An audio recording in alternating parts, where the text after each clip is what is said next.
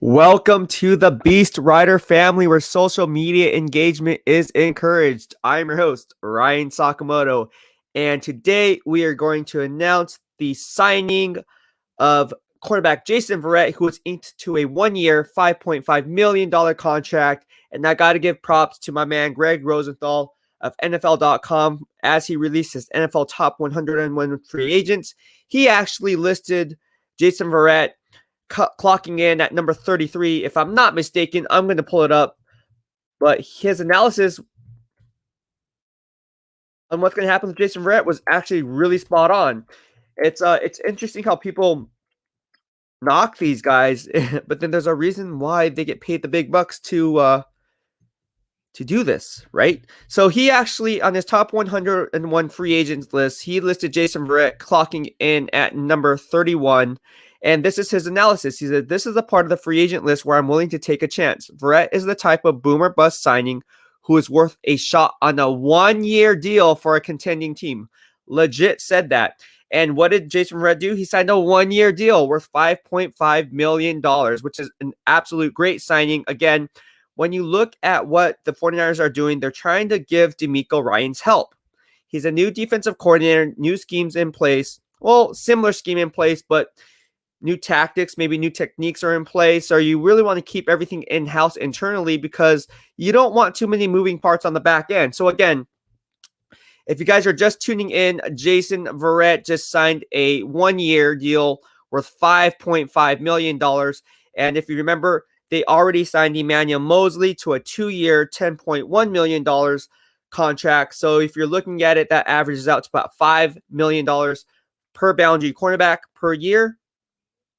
Jason Verrett and Emmanuel Mosley, those are steals. And then you double down on that by re-signing Kyle Juszczyk. Hey, I said this since day one. When I put out that earlier podcast live stream, as well as a podcast itself, as it pertains to what the Niners would actually do, kill two birds with one stone, rolling with Jason Verrett and Kyle Juszczyk, or simply re-signing left tackle Trent Williams. Well, looks like they're going the other route. I'm not saying Trent Williams is not going to be re-signed, but hey, look at the moving parts. Who was the higher priority? Who was re-signed and who wasn't? Who's still left on the open market and who's not? Proof is in the pudding. That's why you guys follow me. Anyways, I just want to say thank you for each and every one of you for subscribing to my channel. I am going to get to all your... Wow, the comments are coming in hot. All right. So, again, if you have yet to follow me, go ahead and do so. We do fun BEASTwriter family giveaways. That's what BWF stands for, BEASTwriter family. And we are giving away this Jimmy G bobblehead along with the 49ers backpack, complete with the NFL licensing logo on there, as you see here. Everything's legit. Everything is real. I'm going to be doing this every Friday forever till the day I die. So I'm going to be giving back to you guys every day at 2:30 p.m. live stream on Family Fridays.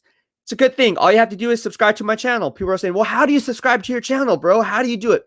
Right there. If you're on YouTube, you can click the link in my bio, or no, you can click the description right here. This little red box right there will take you to my subscription, and you can subscribe there. If you're on Twitter, there's a link in my bio. It's up there 24/7, 365. Just click on the link, and you'll be forwarded to the landing page for my YouTube channel. Or if you're on Facebook, simply open another web browser and go to www.youtube.com/BEASTwriter and get yourself a YouTube account. And if you have one, because 75% of you guys do, go ahead and subscribe to your boy. All right. But again, we're talking about Jason Verrett. He signed a 1-year, $5.5 million deal. Again, they already rolled over money and tied up into Emmanuel Mosley with $10.1 million. And then they compound that by re-signing my man Kyle Juszczyk to another big deal. So with that being said, I want to talk about the other moving parts here because, again, at the end of the day, that's what this is all about. It's going to be interesting to see how everything plays out here. But as you guys know, I cover all 32. So I'm going to get you guys up to speed on all the NFL news as it pertains to NFL free agency. You don't have to turn into NFL Network. You have me. All right. So the Packers re-signed running back Aaron Jones to a 4-year, $48 million deal. That was a great signing for the Green Bay Packers. Obviously, they don't have much money, but they wanted to give Aaron Rodgers some wiggle room to work with on the offensive side of the football. Obviously, if you don't have a running game, Aaron Rodgers is not going to like that. He's already going to be missing his offensive center, Corey Linsley, because he's going to be off in free agency. You can't resign everyone. So they chose to roll with running back Aaron Jones. I thought it was a smart play there because Aaron Jones is a top 10 running back. And based on the numbers and fantasy numbers, man, that guy's a killer. He could be top 5, depending on how you play your fantasy league. So great signing there. Let's go ahead and move on. It's going to be interesting to see how this all plays out. So again, a lot of moving parts. We also have, if you look on the ticker right here, Bears re-signed Mario Edwards to a 3-year, $11.5 million deal. So you see how these moving parts are coming into play. In my opinion, as I run my grading system, I graded Bears defensive end Mario Edwards all year. He's very similar to the value skill set that Emmanuel Moseley brings. A borderline starter, but man, he has starter potential. That's what the Bears saw in him. Mario Edwards Jr., to me, who also is a legacy because his dad, Mario Edwards Sr., played for the Dallas Cowboys as a cornerback coming out of Tennessee, I believe, or Florida State, one of those teams. But he was definitely a good cornerback. His son, Mario Edwards Jr., is definitely a good defensive end. So great signing there. There are a few trades. I'm going to catch you up on those. Right here, there's a trade alert. Marcus Cannon from the New England Patriots was traded to the Houston Texans, teaming him back up with GM Nick Caserio. Smart play by GM Nick Caserio because, again, the Patriots weren't going to re-sign Marcus Cannon long-term anyways. They wanted to get something in return. They did. All right. Bill Belichick looks, hey, look, man. We have Trent Brown now. We traded for Trent Brown from the Oakland Raiders or Las Vegas Raiders. And so we don't really need you, bro, on the right side. Okay. Let's move on. Another trade that was made, as you can see here, the Miami Dolphins then trade Shaq Lawson, outside linebacker in that 34 base defense, in exchange to the Texans. Again, GM Nick Caserio making power play moves for Bernardrick McKinney. Well, why was that move made? Well, if you watched my earlier podcast, you would know that the team released inside linebacker Kyle Van Noy, and that was a huge need. Even with Kyle Van Noy on the roster, they just replaced one guy with another. But aside from that, what they're trying to do here is they're really trying to solidify the defense moving forward, trying to maybe gain some cap space because who do they want to go after? Maybe Deshaun Watson. I'm just saying, maybe Deshaun Watson. All right. I'm going to be answering some of your guys' questions. So I'll be twittering back and forth between the banners, between your questions, and then toggling through these tabs up here that are on my screen as I get to all your social media outlets, because some of you guys are on Facebook and I'm not seeing your Facebook messages. And I look afterwards, I'm like, holy cow, I have 200 messages from people. So I'm not ignoring you. It's just, I don't know why it's not popping up. I have no idea how that's not working out. But let me go ahead and we're just going to talk about mainly Jason Verrett, because that's the news here, right? So let's go ahead and get to your questions. All right. Tim Cassidy, part of the BEASTwriter family from YouTube, says, Verrett turned down a multi-year deal elsewhere to come back to the Niners for 1 year. You know he's going to ball out to receive that top cornerback money for his final contract next year. Absolutely. Absolutely. It's all about the money, man. It's all about the Benjamins. You know what I'm saying? It's all about the Benjamins. So, yes, definitely. And, again, he got $5.5 million. And I believe if he hits an incentive-based contract in which you can have a clause in your contract where you can get incentives and then that 5.5 can be more, look for that to make the play, to be the play, excuse me. All right, let's go ahead and move on. Chanel, oh, look, Tim said 6.5. There you go. If he makes a Pro Bowl. All right. Chanel Medina from the BEASTwriter family. Who's going to be the backup to Moseley and Verrett? Well, you guys all know how I feel about Killer Witherspoon. Hey, I could be the only guy covering the Niners, since I cover all 32, only NFL insider, analyst, whatever you want to call me, who really believes in Killer Witherspoon. Hey, I'll put my name on the line with Killer Witherspoon. I don't think he's soft. Someone said Dante Whitner said he was soft. I don't see it. I don't see him being a catch tackler. A catch tackler is soft. A catch tackler is somebody who waits for contact to arrive. A Killer Witherspoon initiates contact. You ever see how he plays bump and run? You ever see how he makes tackles for loss or at or near the line of scrimmage? Have you been watching the last 4 or 5 games that he played at the end of last year? In my grading system, he's been inconsistent. Absolutely. But don't call him soft. Don't call him soft. He is not soft. All right. I agreed to disagree with my man, Dante Whitner. Good guy, though. We talk about food all the time up in the press box when I was a beat writer with him. One thing he likes, did you know? Remember the ESPN Did You Know? Well, did you know that Dante Whitner does not like pork ribs? He prefers beef ribs. There you have it. You only get that kind of knowledge at the BEASTwriter family. All right.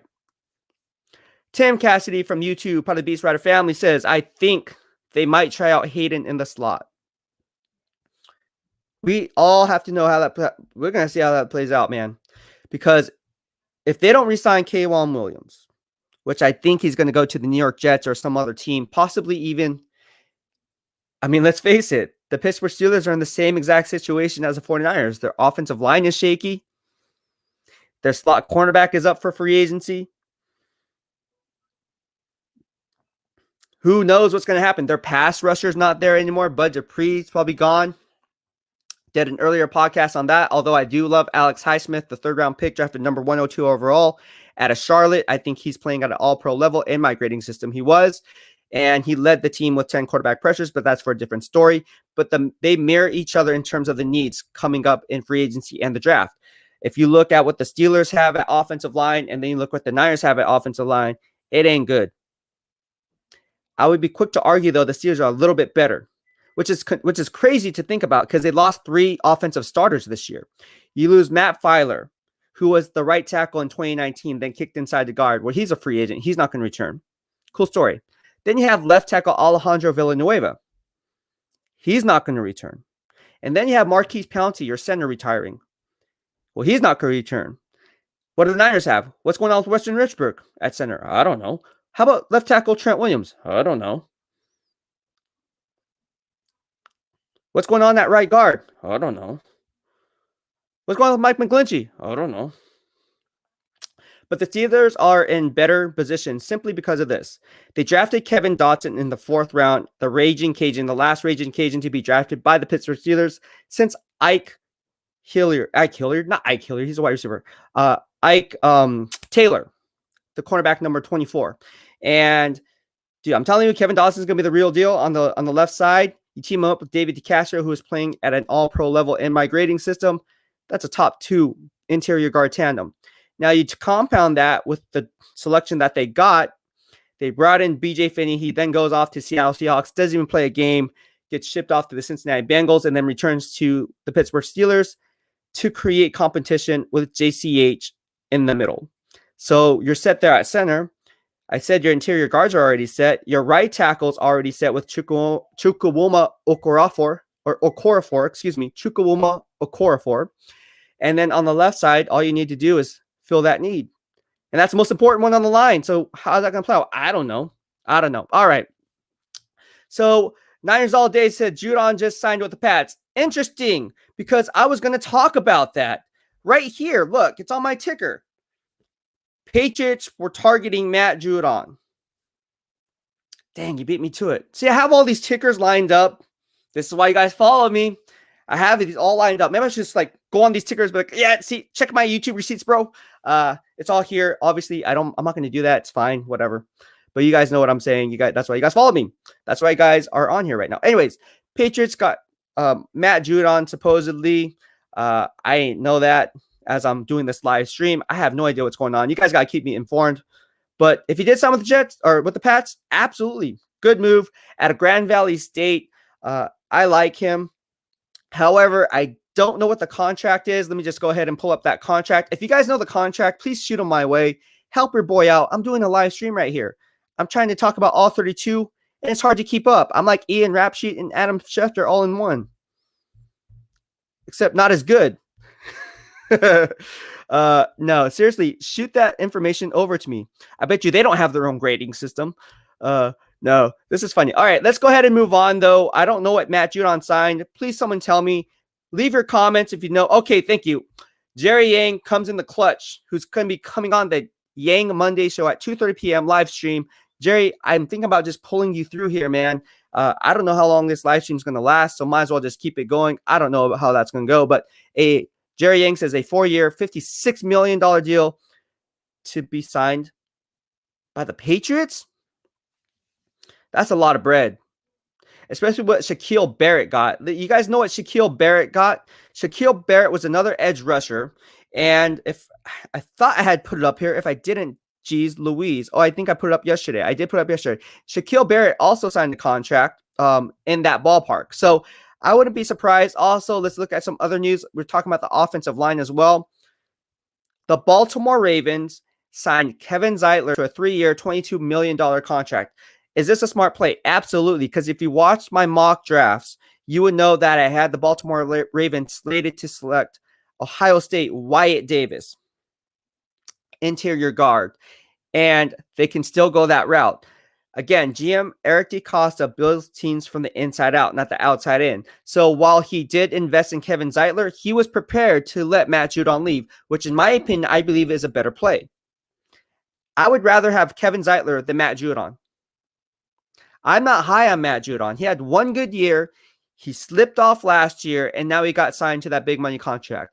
Now watch this guy ball out, have 10, 12 sacks like Chandler Jones did, and then he'll probably be traded off because the Baltimore New England Patriots love to do that. They love to like get them on their high and then trade them back for draft capital and then build through the draft. That's Bill Belichick's MO.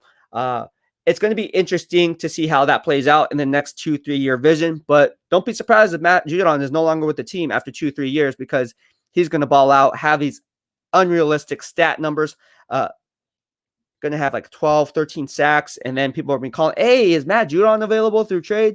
Oh, and then Ian Rappaport comes on. Oh, Matt Judon in 2024 was been traded. Could happen. Anyways, let's move on. All right. Speaking of the Patriots, they are making some power play moves. They also signed tight end Jonnu Smith to a 4-year, $50 million contract with $31 million and $30 million plus in change and guaranteed. So people are saying, who the heck is Jonnu Smith? Well, he was a tight end for the Tennessee Titans, okay? He played for them coming out as a 2017 third-round pick, I believe. I hope I'm getting this right. This is off the top of my head. Let me go ahead and do some research on this, because if I get it wrong, my haters are going to come in and be like, dude, you were wrong. He was a second-round pick. I'm pretty sure he's a third-round pick, though. Let me just double-check on that. Let me just look at that. Anyways, came out of FIU. That's all I know. But aside from him coming out of college, obviously what he brings to the table, he's a great fit for what Bill Belichick loves to do. And yes, confirmed, 2017 third-round pick, drafted number 100 overall. All right, so this is his measurables coming out. Obviously, we talk about measurables at pro days. I'm going to give it to you. So he clocks in at 6'3", 248 pounds, has an arm length of around 33-inch arms, hand size 9 1/4. His 4.62 40-yard dash, not bad for a tight end. His 10-yard split is 1.64, which is pretty decent. His 3-cone drill, 7.43. That's a little slow. I would like that to be a little lower, but that's okay. Had a vertical jump of 38 inches. That's amazing. Broad jump of 10.7. I'm good with that. And he bench pressed 22 times. At 248, you got to put up more reps on the bench, bro. I can do 22, and I'm only 154. But it don't really matter. Why? Because the stats speak for themselves, and it really doesn't matter.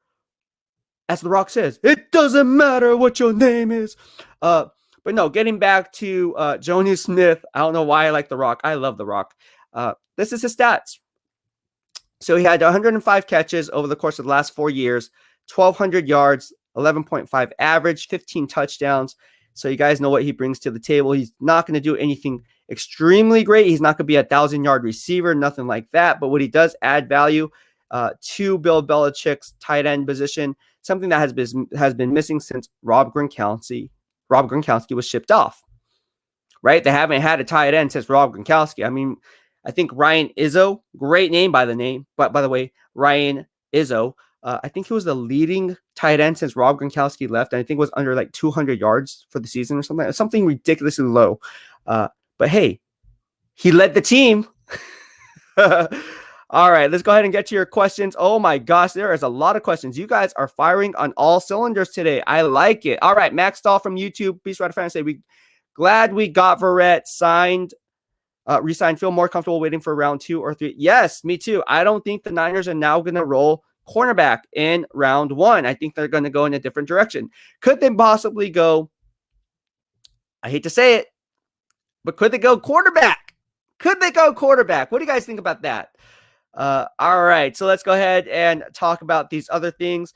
Max Dahl from BEASTwriter Family says, now re-sign Fred Warner. Yes, absolutely. Absolutely. All right. Also, Niner Faithful from Facebook, thank you for tuning in. Do yourself a solid, and you see this ticker below, www.youtube.com/BEASTwriter. Do yourself a favor, follow your bro, and be entered for the fun BEASTwriter family giveaways, which includes that 49ers backpack and this bobblehead. We are doing both these releases for Family Friday, so all you got to do is subscribe to my channel, engage with me there, leave your comments like all of you guys are doing, click the like button, hit all the buttons that you see there as we keep all things Beast 24/7, 365. All right. With K'Waun Williams, I think he's gone, bro. That's plain and simple. I don't think he's going to return. All right. Tim Cassius, we still have Harris in the cornerback room, but he's always hurt. All right.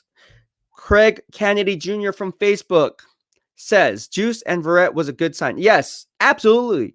Again, I went in my live stream, and this is why people are saying, well, why'd you do it like that? Like, why'd you make me choose between Trent Williams and Jason Verrett and Kyle Juszczyk? Well, I broke it down financially, and I broke down how GM John Lynch thinks. It's good to be on the inside and know information, but at the end of the day, it's kind of like this, bro. Just look at the numbers and look from a GM's perspective what it would take. Go outside the box thinking for a second, and don't just say, oh, we got to resign this guy. Oh, we got to resign that. Oh, I mean, you got to. You're going to have to choose. It's like going to a bar and seeing like 10 hot girls, and you're like, dude, I want all 10 of them. Ain't no girl she's going to be like, dude, you got to pick one. Can't have me and my friend and her. No. Pick one. Uno. I'm just saying. True story, man. True story. All right, let's go ahead and move on. Doug McLean from Facebook says, love this week's sign. Me too, bro. I am excited. Can you see the pumped look on my face? I am pumped.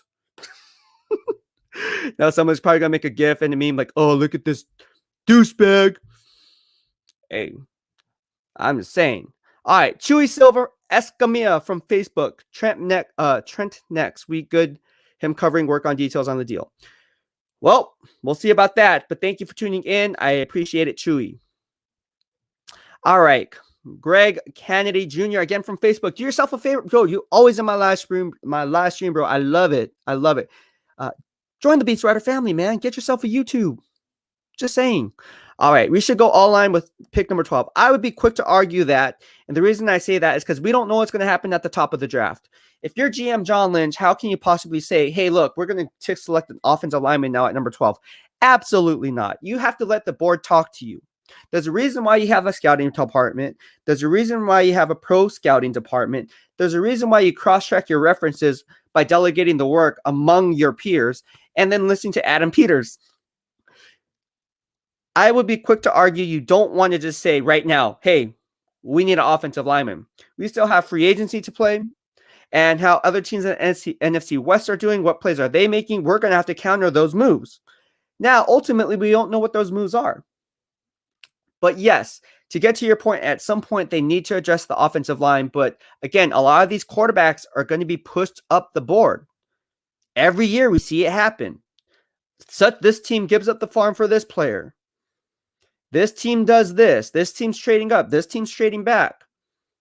This team likes to trade up because they know that if they don't, the drop off from the tier based on the horizontal board, that next tier player is not in line with that top tier player rated on their board. This draft class is not good for edge rushers. So we are not going to take a risk on losing out on one of the guys that we like because this edge class is weak. And from tier 1 to tier 2, it's a huge drop off. And any other year, probably be tier 1 to tier 4. And so when you look at that, you can't really say, hey, we're going to go offensive line. If Rashawn Slater is there, you cannot say, hey, we're going to take a Rashawn Slater over a guy like Patrick Surtain. Who's the far better player? Patrick Surtain. Now, the question remains to be seen. Are you comfortable with rolling with Emmanuel Mosley and Jason Verrett for the 2021 season? Absolutely. But at the end of the day, remember, let's take a step back. No, let's peel back another layer of the onion to really get to the core on what GM John Lynch is thinking. This is only a 1-year prove-it deal, which means, and I'm going to pull up the banner, guys, because again, this is why you guys follow me. It's a 1-year deal. Put yourself in Jason Verrett's shoes. If it's a 1-year deal, you're looking to get paid big bucks next year. And the reason I say this is because he's betting on himself. He's banking on himself and playing under the system, being guaranteed one starting spot, regardless what happens. He'd probably be the starter throughout the whole 2021 season.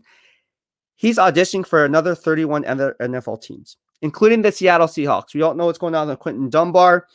Obviously, they have a need for cornerback next year. Don't be surprised if Jason Verrett is highly sought after, like a team like the Seattle Seahawks. And I know this is forward thinking, and I know we're all happy to have Jason Verrett in San Francisco. I am extremely happy. You guys know how I feel about this already. I already put my YouTube receipt on that, on another live stream and another podcast. But hey, it's a 1-year deal.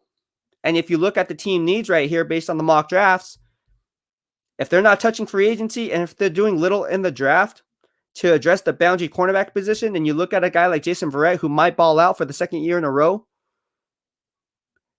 it might be wise to draft a cornerback at number 12 to account that loss, which is why if Patrick Surtain falls, you take him.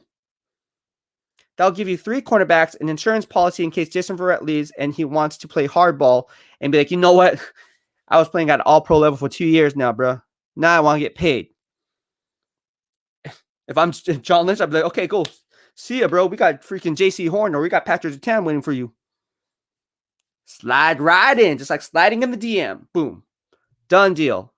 You guys got to look at this. It's only a 1-year deal, so let's not get too high. Let's not get too low. Let's keep it 100. All right, let's continue on. O'Neal Rivera from the BEASTwriter family says, what other signings do you think the 49ers need to make to give them an A-plus offense offseason? Great question. Thank you for tuning in. They are already, in my book, in the BEASTwriter grading system, they're already at an A. They're already at an A. Emmanuel Mosley, signing him to a 2-year, $10.1 million deal. Please give that to me any day of the week. Jason Verrett on a 1-year prove-it deal for $5 million. That's like stealing candy from a baby. Please give me that. Kyle Juszczyk, my favorite signing of them all. Yes. Everyone knows I'm tied to Juice because I called him the Dark Horse Super Bowl MVP going on ESPN Radio. He then had a hell of a game. And people were like, oh my gosh, he was this close to it. No, I was like, yes. Gosh. But anyways, that was a good play. If they let Trent Williams walk and let's say he gets paid $20+ million, good. Let him walk. See ya. Let someone else pay $20 million. We ain't going to do it. It's okay, guys. It's okay. Because at the end of the day, look at you resigned. You resigned 3 players already where you otherwise probably wouldn't. If you would have had Trent Williams, I mean, you probably wouldn't have Kyle Juszczyk or Jason Verrett coming back. You would have just had Emmanuel Mosley. So would you rather have Trent Williams and Emmanuel Mosley?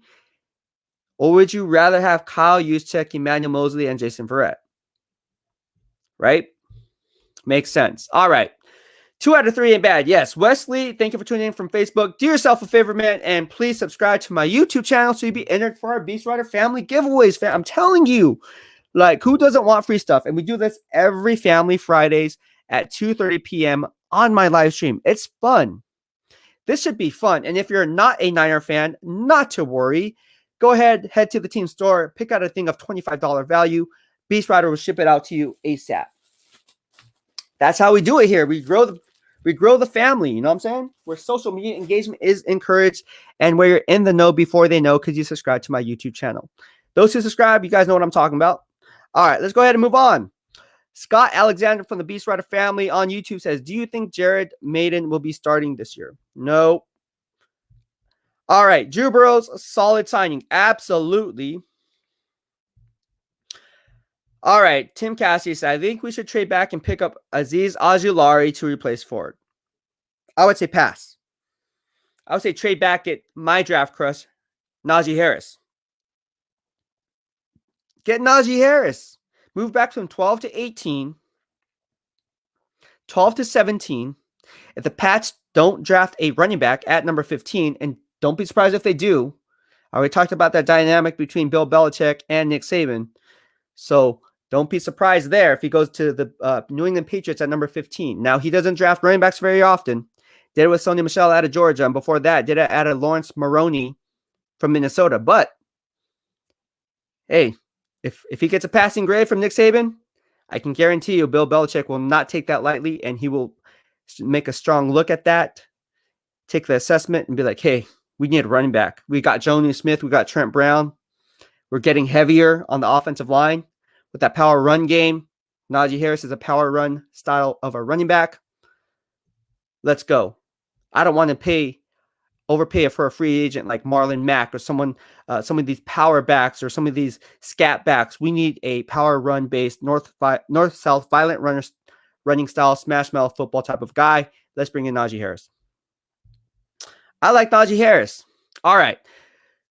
Let's go ahead and move on. Kim Ferrison from the BEASTwriter family on YouTube said, this makes it easier or not pressing drafting quarterback in the first. Absolutely. But don't be surprised if they still roll that route because, again, this is only a 1-year prove-it deal contract where he's auditioning for all 31 other NFL teams. If you don't think that, you'd be doing yourself a disservice. You'd be doing yourself a disservice because Jason Verrett, this is one or two things. He's banking on himself, which means he knows he's going to have a really good year.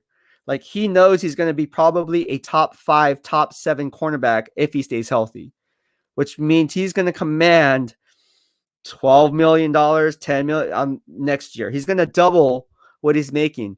Hey, look, it's like a stock. It's like this. You buy low, sell high, right? Jason Verrett's stock is going to be skyrocketing. All right. Chewy from Facebook. Chewy, thank you for tuning in. I'm glad we got him back. Yeah, me too. Rosanna Baker says, love your commentary. Welcome to the BEASTwriter family, Rosanna. I'm glad you love my commentary. I try to make some jokes here and there, just kind of mix it up. If you hang around my friends, they would tell you that I'm even more lively than this. If you watch my Insta stories on Instagram, you guys would know I get very animated in between my workouts, and people stare at me like I'm crazy, but they think it's funny. I think it's funny. That's why I do it. All right. Fortnite's ultimate report from the BEASTwriter family says, sorry, in late. What's up, Ryan? I have Verrett. Yes. How you doing? Don't be sorry. You are here in every live stream, and I see you, bro. I see you. Like with Meet the Fuckers, I see you. All right. Michael from BEASTwriter family says, let's go. Get Fred taken care of and address that O-line next. I'd still love to address cornerback in first. Horn. Yes. Bro, we are spot on. We are like this. So we are solid next few years on cheap contract or busting the bank. That is right, my man. You got it on point 110%.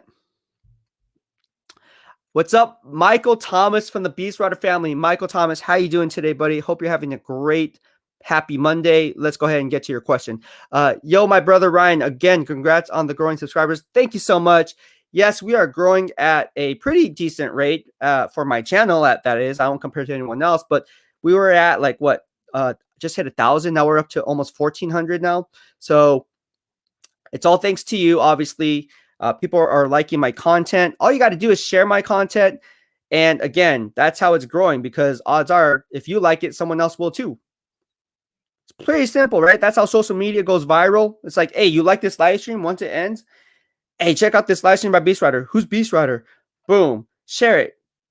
It takes like 5 seconds. When you guys are on your lunch break, you guys can be what? There's people who are on conference calls as we speak, and they're pretending to be working, but they're literally listening to me right now. Don't get in trouble. Don't do that. But no, thank you so much. I appreciate the love. All right. I'd still love to address cornerback in first. Horn, so we are solid. Oh, no, sorry. Answer that question. Thank you for the growing subscribers. Thank you so much. I appreciate it. I wouldn't be here without you guys, so thank you. Very happy to see how the 49ers are putting solid deals with our own free agents by priority first. Who's next? Well, I think the priority would have been Trent Williams. It would have been Trent Williams. Now watching get re-signed as we speak. Trent Williams inks a 5-year deal worth 100. No, I'm joking. You don't know. We don't know. But Trent Williams is not. I mean, is it really looking good? Was he really the number one priority in the offseason? Actions speak louder than words. We all hear that, that saying. What are the actions telling you? That Trent Williams is testing the free agent market. This is only the first day. This is only day one of free agency. You guys got to remember, we get too emotional into signings and what's going on. How come the Niners aren't doing anything? It could be like on day 3 where Trent Williams is still not re-signed. You know why? Because it's he's looking at the numbers. He's like, okay, man, we got this much, and we got this much. And California has a high tax bracket for income tax. If I go to Indy, not so much. But I like San Francisco. But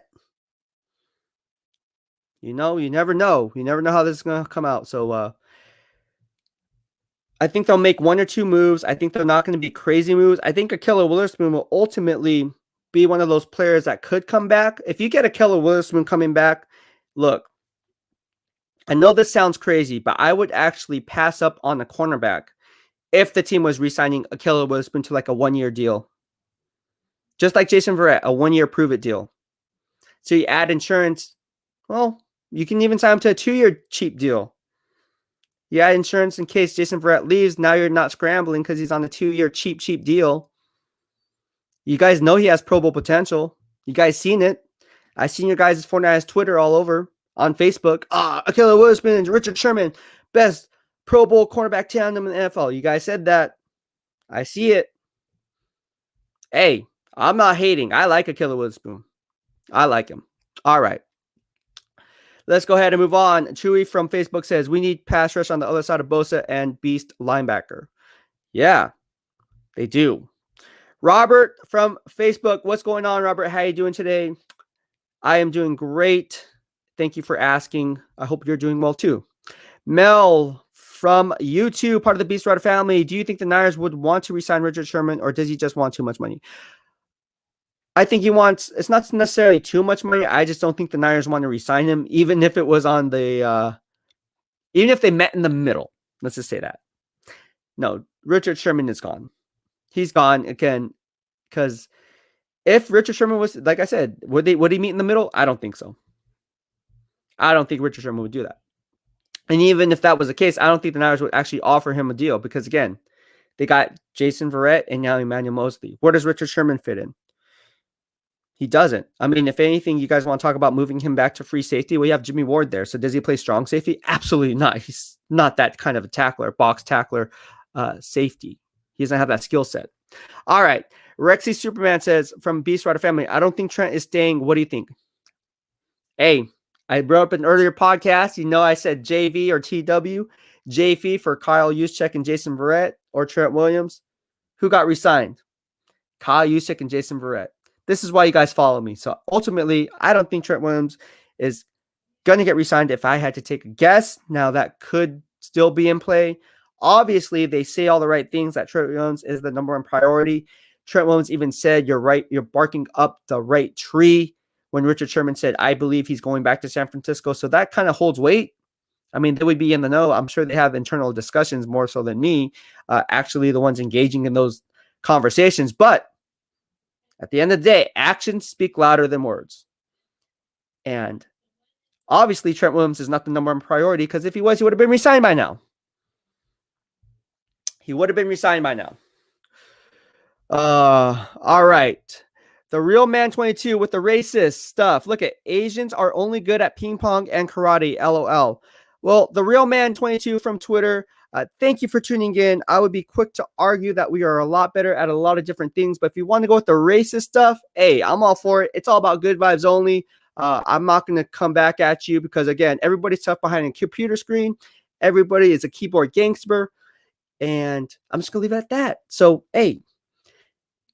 Cool. I'm good at ping pong. I'm good at karate. Cobra Kai, Netflix. You ever watch that show? Awesome. The racist stuff. What's up with the racist stuff, guys? The Real Man 2020. Should I kick this guy out of the group or just leave him in here? I kind of want to just keep this up here. Why not? Why not? Why not keep this up here, right? Let's just keep this up here. But no, it's all about good vibes only. I can literally say so many different things right now, which I'm not. I'm holding my tongue. But that doesn't affect me. That's your best comeback is Asians are only good at ping pong and karate. At least we're good at something. That's all I gotta say about that. All right, let's go ahead and move on. This is one of those comments I was like, what are you talking about, bro? All right, what's up, Ryan Van Allen from the BEASTwriter family? How do you feel about the 49ers situation at left tackle? Trent is likely signing with the Colts by the sounds of it. Hey, what I tell you? So who do you think will be the left tackle with Williams gone? Well, that's a great question. I don't know. I mean, you can kind of move Daniel Brunskill, try to see if he can play the left side. Time will tell how that plays out. Ultimately, I think they're going to pick up someone, whether it's in free agency or whether it's in the draft. All right, let's go ahead and move on. Yes, we got to this 4 years, $6 million deal. JP from the BEASTwriter family says Pat Scott, Judon, Juno Smith, Jalen Mills, and yes, that is absolutely correct. That's absolutely correct. Niners all say that good vibes only. Don't let the hate get you. Yeah, you know, it's all good, man. It's all about good vibes only. Hey, listen. Everyone's tough behind a computer screen. Everyone wants to be a keyboard gangster. Man, you all see my stuff. I don't know why I'm unverified on Twitter, though. That's nothing. Like, why would they really unverify me? Because I switched up my username from BEASTwriter _ to BEASTwriter, removing the underscore, and then I put back the underscore. No one took that handle. I had it saved, so I put it back. And now I reached out for Twitter support, and I'm still unverified. See, I don't know. Twitter is crazy. And that guy came from Twitter. Anyways, all about good vibes only. All right, people need to stop hating with this BS racist crap against Asians. I'm Hispanic. Thank you, Alejandro. Yeah, I'm going to say this, right? So there's a lot of stuff going on. I mean, with, every social injustice, the social inequality, it's all BS. It's all BS. But you can't let these people,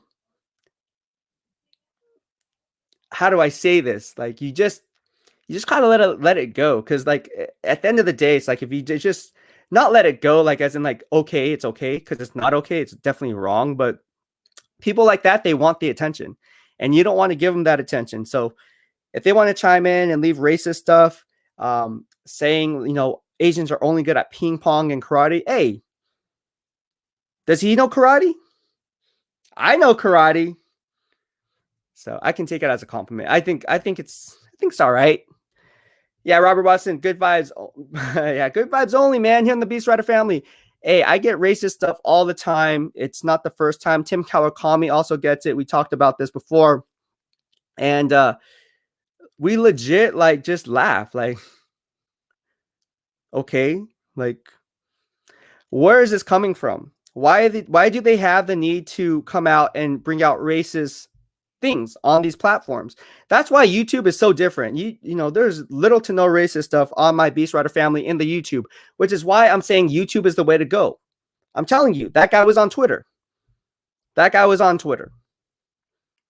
So good vibes only. It's okay. It's okay, guys. Like, hey, we don't need to personally attack anyone. You know what I'm saying? It's good. It's all we're good.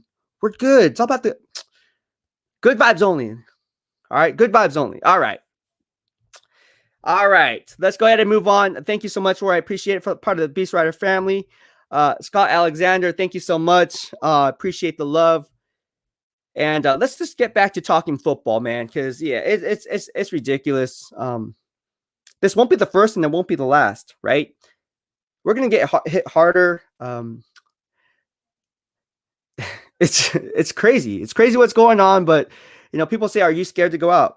Heck no, I ain't scared to go out. I'm not hard to find. I mean, if someone wants to come at me sideways, they can come at me sideways. It's like, I mean, at the end of the day, it's like, okay, like, what are you gonna do? You can't live in fear, so you just go about your business. It's scary though. I mean, if it's definitely scary, but I'm not scared. Should I be scared? I'm not scared. All right. Matthew43 from YouTube says, how should we draft if we get the last free agent, Trent Williams, defensive depth, D-line depth, and O-line depth? Great question. So I think we have to let free agency play out first before we can go ahead and dive into the NFL draft. That's my take, buddy. And that's, I know it sounds crazy, but that's how I do and run my analytics. Again, you can't jump the gun on the draft without seeing what's going on in free agency, especially the moving parts with the other 31 other NFL teams, aside from your own. All right. Robert from Facebook says, Beast, if we lose Trent but keep Warner, will anyone really care? Nope. Silverback Trent Williams probably like, damn it, Beast. No, people would care, obviously, because it's Trent Williams. But re-signing Warner, he's the future. Trent Williams, he's a short-term gap. He's a short-term gap guy. Go with the younger guy, the best player at the position, the heart and soul of defense every time, and you'll be a better man for it. All right. Butters49 from BEASTwriter Family says, now that we signed Verrett, hopefully the Niners pick up an offensive lineman in the draft. At some point, they have to do that, right? Because games are won where? Down in the trenches. You solidify the front, the rest will follow. Jimmy Garoppolo may be even being healthy in 2021 if he has a good offensive line. Maybe these wide receivers have a little bit more time to get open coming off their stem with a better offensive line. Maybe these running backs can see the hole, bigger hole, with these better offensive linemen up front. Time will tell how this goes. All right. 704 bound Charlotte from the BEASTwriter Family says, what's up? What is up, 704 bound Charlotte? I hope you caught my Panthers analysis on Curtis Samuel. I did a Curtis Samuel live stream yesterday. You were on that stream. What did you think of my take on Curtis Samuel? Ultimately, for those who don't know, Curtis Samuel, and again, if you're just tuning in, I'm going to do my giveaways because I'm going to do this. Be sure to follow me on my YouTube channel, BEASTwriter Family, and join the Fam Bam. We are doing giveaways every Friday for Family Fridays, and these are the two prizes that two lucky winners will be getting on Friday at 2:30 p.m. PST. All right, but getting back to you, 704 bound Charlotte. What's up, bro? How you doing? Curtis Samuel was the topic of discussion on NFL Network just an hour ago. Basically, they're saying he's not returning to Carolina. Steve Smith, the former wide receiver for the Carolina Panthers, says his best landing spot is the Arizona Cardinals, teaming up with DeAndre Hopkins in the NFC West, and I absolutely love that move. I love it. You get DeAndre Hopkins and Curtis Samuel in the NFC West. Oh my gosh. With Tyler Lockett and DK Metcalf with the Seattle Seahawks up north, Brandon Ayuk and Deebo Samuel on the 49ers, Robert Woods, Cooper Kupp of the LA Rams. Bro, the wide receivers in the NFC West are no joke. No joke. I thought that was an interesting take by Steve Smith. All right, Lunar Mystic says Twitter is soft. I don't like Twitter, man. I don't know why. I'm just saying, not a big fan of them, especially right now. All right, Butters49, that would be my number one focus. Yeah, it would. Absolutely. 704 bound Charlotte from the BEASTwriter Family says, hit them like buttons. Yeah, hit all the buttons in there. All right. Jonathan K says, just be a good person. It ain't that hard. Yeah. I mean, you tell him, man. You tell him. Anyways, that guy is not in here. So I'm looking at my chat and he's no longer in here. The racist guy who said Asians are only good at ping pong and karate. You know what's funny? You know, all these haters chime in, right? Eric Armstead, for those who don't know, he called me amateur fanboy, ego lifter, short man complex. So what? Those are just words, right? And then you have this guy chiming in saying, you know, Asians are only good at ping pong and karate. And then I have other tweets that I saved. There's memes or gifs of me, you know, eating ramen. It's like, oh, why don't you go back to eating your ramen and all this stuff? I'm like, okay, whatever. Hey, it's at the end of the day, it's just Twitter. It's just Twitter. It is just Twitter. We're all about good vibes only in here. And does it affect me? I mean, would I rather that not happen to me? Absolutely. Absolutely. I would rather not hear the racist stuff that's on here, but at the end of the day, you have to have thick skin if you're going to be in this industry. If you're going to be in the NFL media, you're going to have thick skin. And people are always going to try to get under your skin. They're always going to be jealous of you for one reason or another. At the end of the day, you just got to stay face and be like, okay, cool. Like, and just swipe left. Just another day at the office, man. Trust me, I get DMs every single day on this stuff. But the fact that this guy actually came on to Twitter to do it in a live stream, it's all good. It's all good, bro. It's all good. All right. Richie from Porter says, haters gonna hate, way to stay positive. Yeah, man, that's what I'm saying, man. It's all about good vibes only, bro. Like, at the end of the day, it's like, there's nothing I can do about it. Like, what am I gonna do? Like, oh, you want to fight? Like, no, I'm not about that, bro. I'm not about that life, That's not gonna solve anything. So you just swipe left, silence is golden, just let him do his thing. And that'll be it. That'll be it. Yeah. All right. Someone says PVO, positive vibes only. Yes. Here in the BEASTwriter family, this is what I'm talking about. We're all about good vibes only, man. I'm telling you. See, even I get the race. Hey, I'm still about the good vibes only. That's what the BEASTwriter family is all about here on YouTube. I'm telling you guys. You guys look at the comments. Look at the support we're getting. Everyone supports each other. I mean, 704 Bound Charlotte is a Carolina Panthers fan, but Niner fans all show him love. They all love this guy. He supports. And it doesn't matter what team you root for, whether it's the Steelers or the Seahawks. Oh, the Seahawks? Yeah. But you still have fan bases from all 32. It's great. It's good vibes only here in the BEASTwriter family, and that's why I love it. I love talking about football in general on all 32. All right. Edward Rosado from BEASTwriter family on YouTube says, draft a right tackle and left tackle in the draft day. Could be a play. They have a right tackle and Mike McGlinchey. I say Mike because that's the acronym I use, MM on Twitter for Mike McGlinchey, but you guys get what I'm saying. All right. Tim Hoyt from Twitter says, if Trent doesn't resign, does that change their direction for the first round of the draft? Well, it depends what they do on free agency. Ultimately, it's going to come to that first. All right. Lunar Mystic says, I bet he wouldn't say it to your face. Yeah, a lot of people say that, and you're probably right. You're probably right. It's okay, though. It's all good. CT Niner from BEASTwriter says, boot that clown.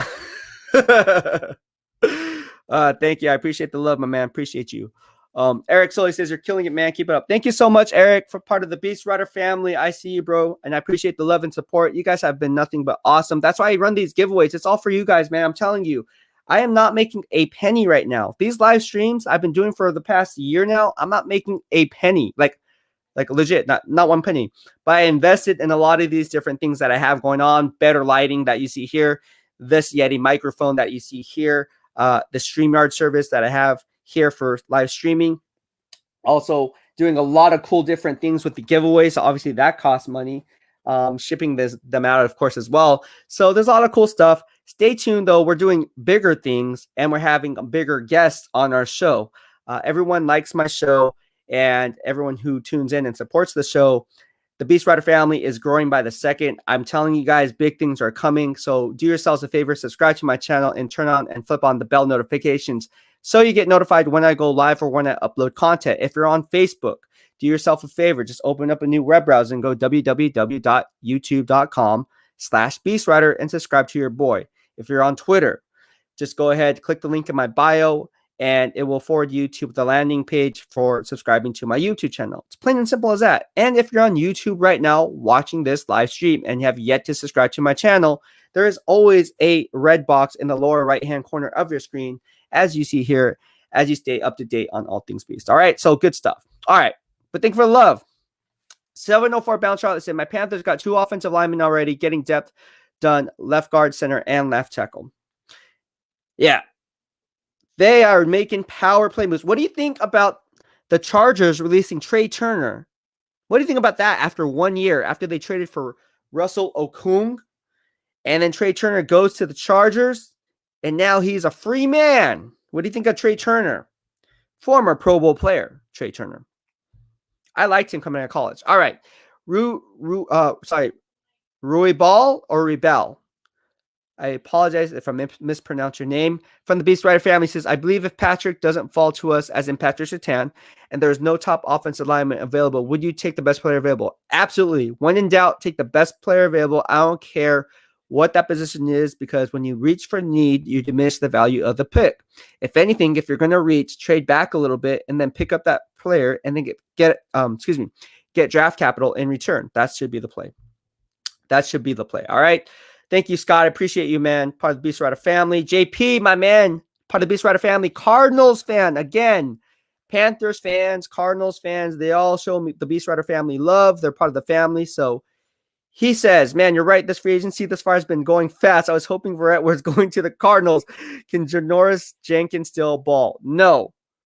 JP, I do not like Janoris Jenkins. I think he's well past his prime. His better years were in St. Louis when he was with the Rams.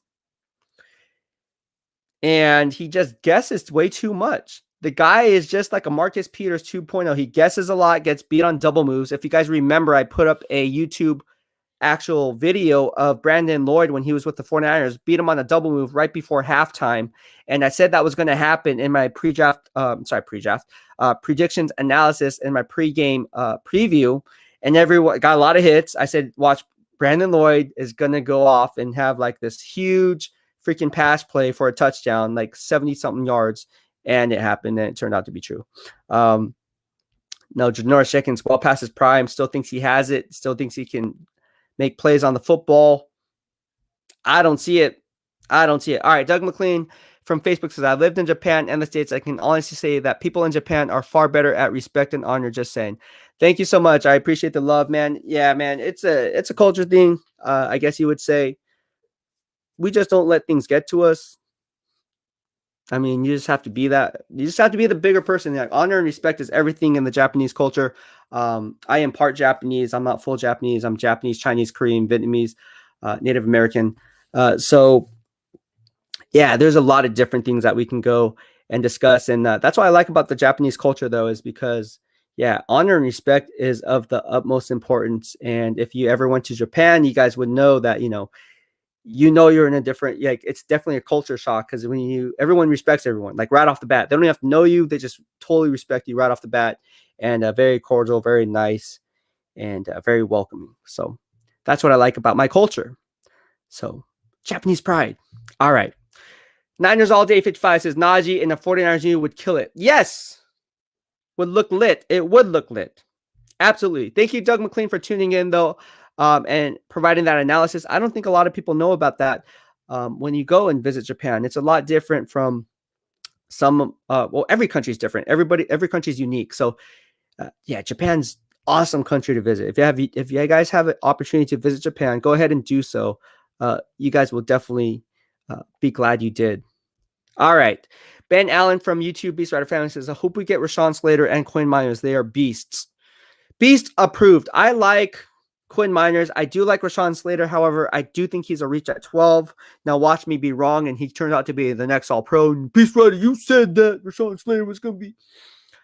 But look, I like Rashawn Slater, but I think if he was coming out of any other NFL draft, he'd be slated to go in the 18 to 25 range. Not the top 10 or top 15. Just my take. Antonio Lazaro. I love saying that last name, buddy. Thank you for the BEASTwriter family. Good afternoon, my man. How are you doing?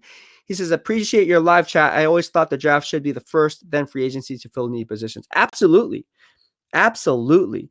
You want to build your teams through the draft because it gives you financial flexibility to work into these complementary role players that you hope to bring in free agency.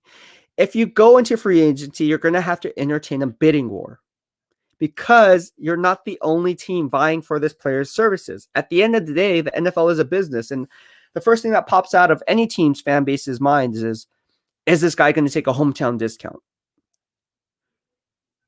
Why would he do that? That's like you taking a pay cut. A hometown discount in the NFL terms from a fan's perspective is the same as saying, hey, are you willing to take a pay cut to work for IBM? Still, you've been here for 10 years, but, would you be willing to take a paycheck or a pay cut on your paycheck? And you'd be looking like, dude, if anything, I should be getting a pay raise because I'm performing a lot better. My performance reviews are a lot higher. So why would I take a pay cut? Well, you've been here for, a long time and we want to get some new blood in here. No one's going to do that. No one's going to do that.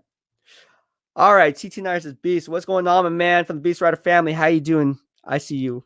All right, Jonathan K28, Mike McGlinchey saying the Niners are targeting Mitch Trubisky or Mike Garofalo, Mike McGlinchey, Mike Garofalo saying the 49ers are targeting Mitch Trubisky. Really, we're going to go there. So basically, you had the number 2 overall pick. You could have got Mitchell Trubisky, and then you trade back to number 3. Select Solomon Thomas, so the Bears can select Mitchell Trubisky at number 2. And now, 4 years after 4 years of play, being a 2017 NFL draft pick, going on the 5th year now you want to trade for Mitchell Trubisky? No, I'd rather have Sam Darnold. But hey, Ryan Pace and John Lynch are buddies. And what kind of trade would that look? I'm going to be reporting on that. That's another live stream I can talk about because Mitchell Trubisky over Jimmy Garoppolo? Get out of here. What are you doing? Give me Jimmy G over Mitchell T. 704 Bound Charlotte from the BEASTwriter fam say, you was spot on with Samuel. Always good content. Thank you so much, man. Hey, I love talking about all 32 NFL teams. I picked up a lot of followers on as it pertains to the Pittsburgh Steelers. I did a podcast on that. If you haven't checked out that podcast, please do so because, again, that's how I gain credibility, man. My spot-on analysis and predictions. Look, when it comes to the Pittsburgh Steelers, I actually wrote a podcast on multiple different players within that podcast. Steelers fans loved it. Read the description below on that podcast and then see the comments and read the comments. You might learn something. And at the end of the day, that's what it's about. I learn from you guys too. You guys bring up some great points all the time. And that's why I love engaging with you guys in the YouTube family and the BEASTwriter family community because everybody has an analysis and opinion, which is great. It's awesome. I love it. And just because I have this social media platform doesn't give my voice any make it any more important than yours. All right. Darren from the BEASTwriter family says NFC West is so stacked. It is so stacked, man. It really is. Sanjo Sunny says, hey, glad they resigned Jason Verrett. Definitely glad they resigned Jason Verrett, bro. I am definitely on with that one. All right. Mark Garcia from the BEASTwriter family. Man, I'm so glad we signed JV back. Yes. Every time I think of JV, how come I think of like the Doghouse?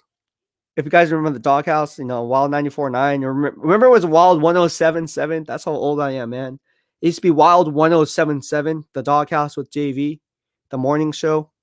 Is that still around? I'm pretty sure JV's still around, right? I remember Chewy Gomez. You guys remember Chewy Gomez from CMC? That was fun. You guys remember watching CMC when we were kids growing up? If you're old like me, you guys remember CMC. All right, Jonathan K28 from the BEASTwriter family says, David Mbari saying that the market for edge rusher is getting too expensive. Expect the Niners to target an edge rusher like Quincy Roche in the draft. Oh, go figure. Go ahead. Who said Quincy Roche since day one? This guy said Quincy Roche since day one. That's okay. I get you. Yeah. And other, whatever. I guess the sincerest imitation of Jonathan K28 says ramen is delicious. Hey, I like ramen. It's good. CT9 from the BEASTwriter family says not having a starting left tackle is scary. Yes, it is scary, but ultimately they're going to fill that through the draft, I believe. So stay tuned for that. All right. Maffey from Twitter says, shake the haters off. Do you think Dre Greenlaw is an underappreciated linebacker? I do. I do think Dre Greenlaw is an underappreciated linebacker. Look, the guy is blazing fast, plays sideline to sideline. He does give up some coverage assignments. If you guys want to see his grading system, I can pull that for you right now. I run grades on all the players of all 32 NFL teams. Obviously, I don't grade every single player. I'm not like PFF. I'm a one-man show, so I only take the best players or the players that I want to grade, and then I formulate my tiers accordingly. So I take good players, bad players, and mediocre players on each team, format a grading system on both sides of the football. And I will go ahead and run down those player grades for you as it pertains to the player you are talking about. Just go ahead and give me a second. You guys like this, apparently, how I run my grading system. It's fun. Who doesn't like running grading systems? So that's why when people say, oh, this guy, played well in this game, it's like, according to who? According to PFF. Well, that's the only gauge. I don't use PFF. I don't like PFF. It's been noted I don't like PFF. Not saying they're bad. I just don't like them. Not like them personally. I just don't like their grading system. I have my own grading system. And that's why Tyrann Mathieu liked it. All right. So getting back to your question, Dre Greenlaw, let's go ahead and take a look at that guy, right? In 2020, what happened? Look at, I'm picking up the viewers by the second. All right. Everyone, what's going on? What does Beast have to say about his grades? All right, here we go. You guys ready? In my grading system, he had 12 missed assignments versus the run. He had 8 missed tackles versus the run.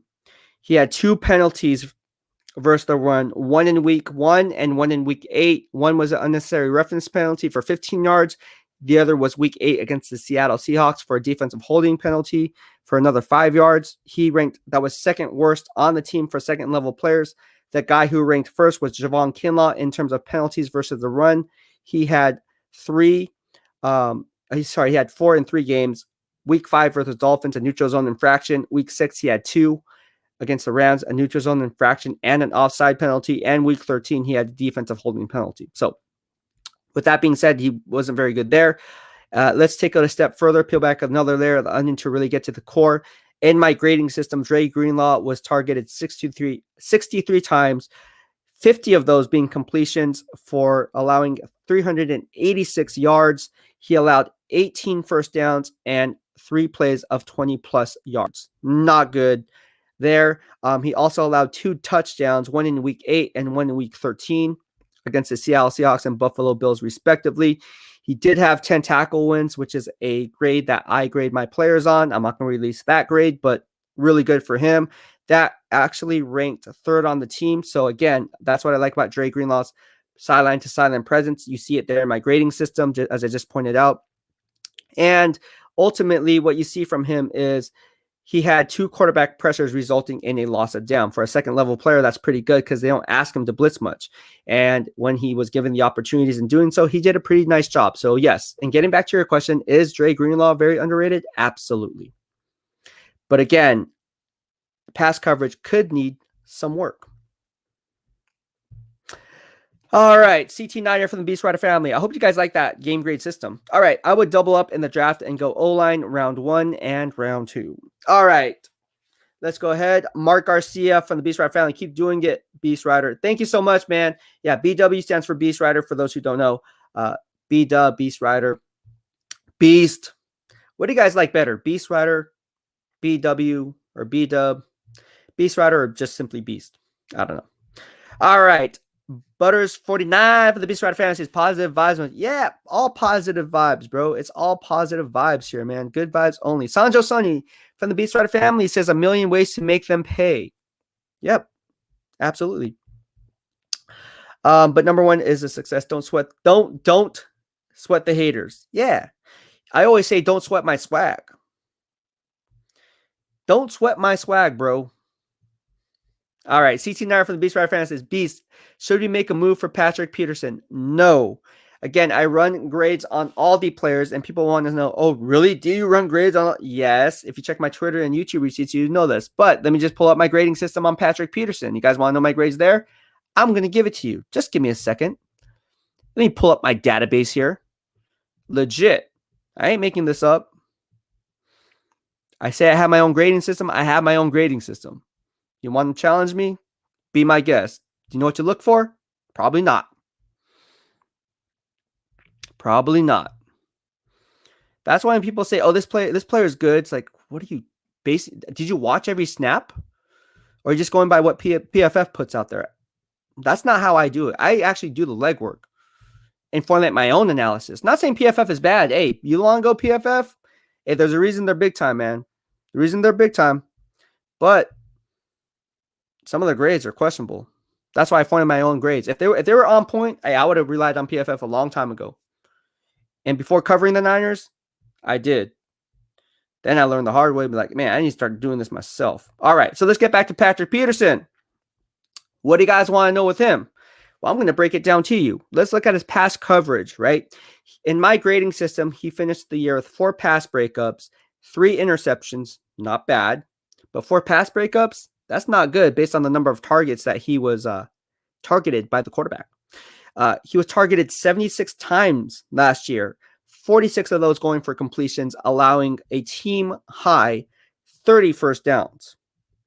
Of those first downs, he also allowed 635 passing yards, 5 touchdowns yielded. 5. That's a lot.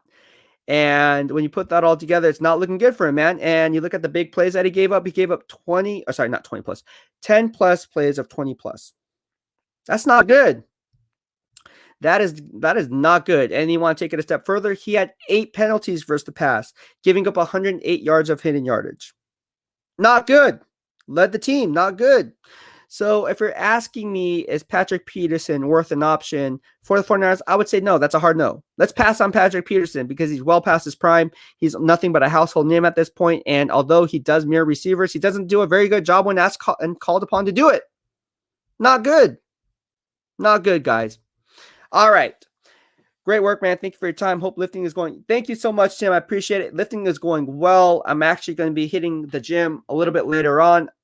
I guess you guys like my workout videos I've been posting on YouTube because I've been getting some good feedback. You guys have been sliding my DMs privately saying, hey, man, that's good stuff. I want to know how to do this.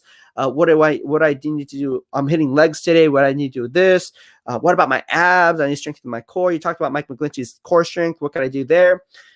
Hey, I love doing this. See, football and fitness, that's what BEASTwriter does, man. All day, every day, man. That's all I do. I legit just talk football, analyze football, break it down brick by brick, go to the gym in between sets, watch NFL Network, get back to you guys on YouTube, reading the comments. You'll notice I'll be at the gym posting a video. At the same time, I'll be getting back to your comments because I like engaging with you guys. And then come home, think about what I'm going to write on my podcast, drink my post-workout shake, have a meal, take maybe 15 minutes off, prep my thoughts, hype on the live stream, and then we're off and running. And it starts all over again. The grind don't stop, man. Hey, it's all gas, no break here, baby. That's what I'm saying. All gas, no break.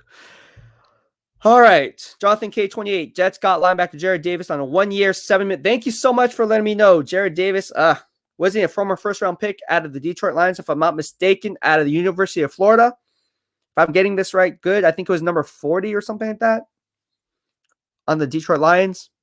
I don't know. I don't like Jared Davis. Yeah, I would say pass, but the Jets got him. Good for them. Robert Watson from the BEASTwriter family says, Beast, it would be nice if you got closed captions. I'm constantly watching your videos, sometimes working when it needs to be quiet. Okay, how do I go ahead and turn on the closed captions? If you guys know how to do that, let me know. I'll be sure to happy and turn on the closed captions option on. Or if it's off, I don't know. I'll figure out. You're watching from work. I am so sorry, dude. Okay. I will find a way to get that up there for you. I'm surprised I don't have that. My bad. All right. Don Emilio Garcia says, Montreal, Canada. Love you, bro. Thank you so much, Don, from the BEASTwriter family. Welcome. Thank you for tuning in. Love you too, bro. All right. Lunar Mystic. Yo, Beast, do you think Deshaun first destination of the 49ers? Why isn't Fred Warner being resigned? I don't know. I said in the live stream earlier, people were asking me saying, oh, he's not going to get traded. I said, look, he's going to get traded before the draft or on draft day. One of those two things are going to happen. People are still saying, no, they're not going to trade him. Watch. Deshaun Watson will be traded on draft day. I'm telling you. It's getting to that point. I'm telling you, Deshaun Watson holds all the cards. He has a no trade clause. Nick Caserio doesn't have to trade him, but ultimately he doesn't have a choice because if he doesn't, it's just diminishing returns on your investment. It's like a sunk cost. Look at it from an economic standpoint for those who know business. It's a business decision. And when you have a sunk cost, that's not good in starting a business. All right. Jose Batista from Andrew Hill says, should the Niners still draft J.C. Horn or Pat Surtain? Yes, absolutely. Like I said, this is a 1-year rental for Jason Verrett. 5-year, 1-year rental for Jason Verrett. And when you look at that and put that all together, you cannot tell me that realistically the team can feel confident about going into the next offseason if Jason Verrett has the same typical season like he did back in 2020, and now you're fighting for his services and you think you can re-sign him. That's fool's gold, bro. I love saying fool's gold. Gold Rush, 49ers, you guys get it. That's fool's gold. Feel free to piggyback on that. fool's gold, just like layers of the onion. Feel free to piggyback on that. All right, let's go ahead and move on. Jonathan K28 says, Vincent Frank saying the 49ers chasing Michael Davis. Yeah, Vincent Frank, I've never seen that guy at Levi Stadium. I've never seen him in the media workroom. He said that it was a done deal with Matthew Stafford. Had these trades going on. What? No. Hey, if you want to follow that guy, follow him. I'm not saying, hey, he might be good. I don't follow him. 704 pound Charlotte. Trey is done. He has not had a complete season since 2016. He was good, but his body is breaking down now. Yep. It is. It is. Absolutely. All right. Robert from Facebook says, so if we can only sign one Warner or Trent, isn't Warner the no-brainer? Absolutely, Robert. Absolutely. He is the no-brainer person to resign. That is a fact. Damn, we have hella comments in here. All right, let's go ahead and move on. Dun, dun, dun, dun. Rubel 28. Let's make a play on Clowney and Patrick Peterson. Get some veterans on board. I don't like Pat P, bro. I really don't. I just point out my grading system. I don't like him. He graded less below average. He wasn't even an average player. With 5 being average, he graded well below average. So that's not good. And yeah, Clowney is injury prone. I would say pass on Clowney as well. All right, let's go ahead and move on. Alex Faulkner from the BEASTwriter family says, I'm late to the party. What do you think the Juice and Verrett signings say about Williams resigning? Man, are you talking about K'Wan Williams or Trent Williams? Ultimately, I think Trent Williams is going to go elsewhere. I mean, there's just not enough movie. There's just not enough money to go around. Now they're going to have to restructure some stuff, and maybe they can do that to kind of fit him in the cap. But at the end of the day, if you re-sign Trent Williams, that's a lot of money that you're investing. And if you're going to entertain a bidding war, again, I said my soft spot for an actual contract for Trent Williams is in that $18 million range. And if he's not getting that $18 million, wants anything above that, even if it's 18.5, I'm saying a hard no. So if you're a team like the Indianapolis Colts who want to pay 18.5, 19, 20, be my guess. Because you're in a win now mode. The Niners are not. All right. Visiting Japan. Yes, do it. It's awesome. Cody Roberts again asked, what's my NFL team? I answered this, your question yesterday. I don't have a favorite NFL team. I like all 32. I'm just a fan of football in general. I was a diehard 49er fan because I grew up as a 49er fan. It was ingrained in my family when I was born. 49ers players would babysit me when I was a little kid. There's backstories there. People know that. As I got older, obviously I had front row season tickets to the Niners on the 20-yard line. So my family got to know a lot of the players personally and coaches and so forth. So yeah, it just kind of happened that way. And now that I cover all 32, I like all 32 because I have friends and coaches and players who play for all 32 NFL teams as well as college football. So I like them all. I like them all. All right, let's go ahead and move on. Jonathan K28. Guess who the 49ers got from that trade down with the Chicago for Mitch? That's right, our franchise linebacker, Fred Warner. Hey, just saying. All right, so Antonio Lozado reconfirms that the Jets signed former Lions linebacker Jared Davis to a 1-year, $7 million deal. Good for Jared Davis. I think he is, obviously he's a first-round bust, but I don't know. All right, thank you. You guys are keeping me alive. Joe Tooney signed a 5-year deal with the Chiefs. Woo! That's interesting. So Joe Tooney signed a 5-year deal with the Kansas City Chiefs. For those who don't know who Joe Tooney is, he was with the New England Patriots, obviously. He played offensive guard for them. I believe offensive guard, if I'm not mistaken, if I'm drawing a brain fart here. I think he played offensive guard. And now he's off signing or was he a tackle? I think he was a guard. How come I'm drawing a mind blank? He was offensive lineman. Let me just look it up because I need to know. And I'm getting tired here, as you guys can see. Yeah, he's a guard. I knew that. Why do I think? Okay, yes, he was a guard, obviously, and he's going to the Kansas Chiefs. The Kansas Chiefs obviously lost both their. That's why, because my tackles. They lost both their tackles in Eric Fisher and freaking Mitchell Shorts, so they obviously need offensive line help. And in comes Joe Tooney, the guard from the New England Patriots. Jeez, I must be getting tired. All right, let's get to your questions. Jonathan K28 from BEASTwriter family. One less team for Trent Williams. Yes, but he does play guard. All right, let's go ahead and move on. Moving on up. All right, Doug McLean, there's a huge difference between real ramen and the crap we get here in the States. Yeah, the real ramen in Japan is ridiculously good. I bet you like the broth. That's probably your favorite part. All right. Joe Tooney signed a 5-year, $80 million contract. Wow. So the Chiefs basically said, we don't like you, Eric Fisher. We don't like you, Mitchell Schwartz, but we love Joe Tooney. Interesting. Ben Allen from the BEASTwriter family says BFF. PFF is BFF. I'm going to refer to it as BFF. Best friend forever. Seems biased and political. I can't say I disagree. All right. Alex Falconer said Tooney to KC. Really? How did Chiefs have all this money, man?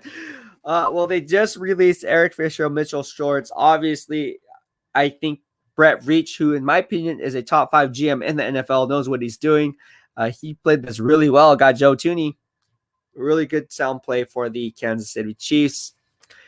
And it's interesting to point out, guys. Really interesting to point out. All right. How does Dre Greenlaw compare to Aziz Al-Shaair in your grading system? Well, Aziz Al-Shaair, let's just say in my grading system, he's about a 2 out of a 10. And Dre Greenlaw is ranked a lot higher than him. He's graded probably in the 5.5 range. I can pull it up for you and give you the exact numbers. Gosh, I love doing this.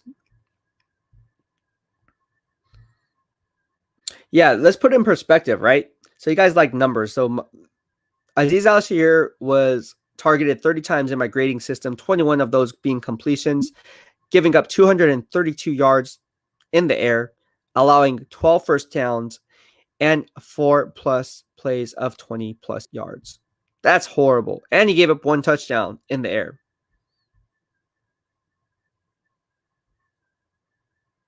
That alone should just tell you where Aziz Al-Shaair stacks up. He's not very good. He's not good. I'm not a huge. I don't like Aziz Al-Shaair as a football player. I don't think he's that good.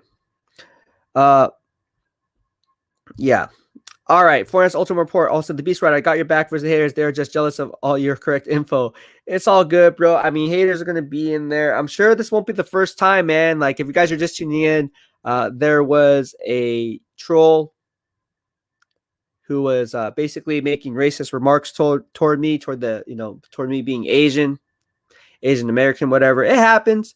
And, all I got to say about that is it's all good, bro. Like, that's cool, man. These people, they just want to throw stuff. They just want a response out of me. They want me to get all wild up. And nah, man, we're all about good vibes only here, man. Let's keep the good vibes only here. It's all good. Twitter needs to verify me again. I'm telling you, no one took my handle. I reached out to Twitter support. And don't you guys think Twitter should re-verify me? You guys all know on Twitter that I was verified. Obviously, for those you guys know the story, how I just took off the underscore in my BEASTwriter handle. It prompted unverification. I tried to reach out to Twitter support, Twitter help, Twitter verification, who follows me, and no one's getting back to me. Why? That's interesting. Anyways, I need to be re-verified on Twitter. What do you guys think about that? It's not like I'm asking for a handout, just asking for what I earned. All right, but YouTube's definitely a better platform anyways. No, honestly, it is. I like YouTube a lot. But Twitter's cool too. All right, Caleb Austin from the BEASTwriter family. Do you think the re-signing of Marcel Harris means that Tart will not be back? No, Tart is not coming back, bro. I said it yesterday on my live stream. Thank you for your question, Caleb. Tart is not coming back. Mark my words. Now watch him come back. Joe Tooney signed with KC. We getting Trent. Let's see, Roy. Everyone's going crazy. Oh my gosh, what's going on with Trent Williams? Everybody just calm down. It's only the first day of free agency. Even on day 3, calm down. It's okay. It's okay. It's all right. All right. Tony Nagatani from the BEASTwriter family says, seriously, Beast, if you had a Patreon or a channel subscription, I'd love to see side-by-side Beast grades comparison videos, but only if we can pay you for your insights. Yes, I thought about doing that. It might happen. Again, you're not the first and definitely won't be the last as it pertains to my grading system. I would probably have a paid service for that, and that will be a lot of fun because I want to know exactly what your guys' thoughts are on the grading system. Again, I have my own algorithm. It's developed by a NFL coach, NFL player, and a well-respected former retired NFL scout.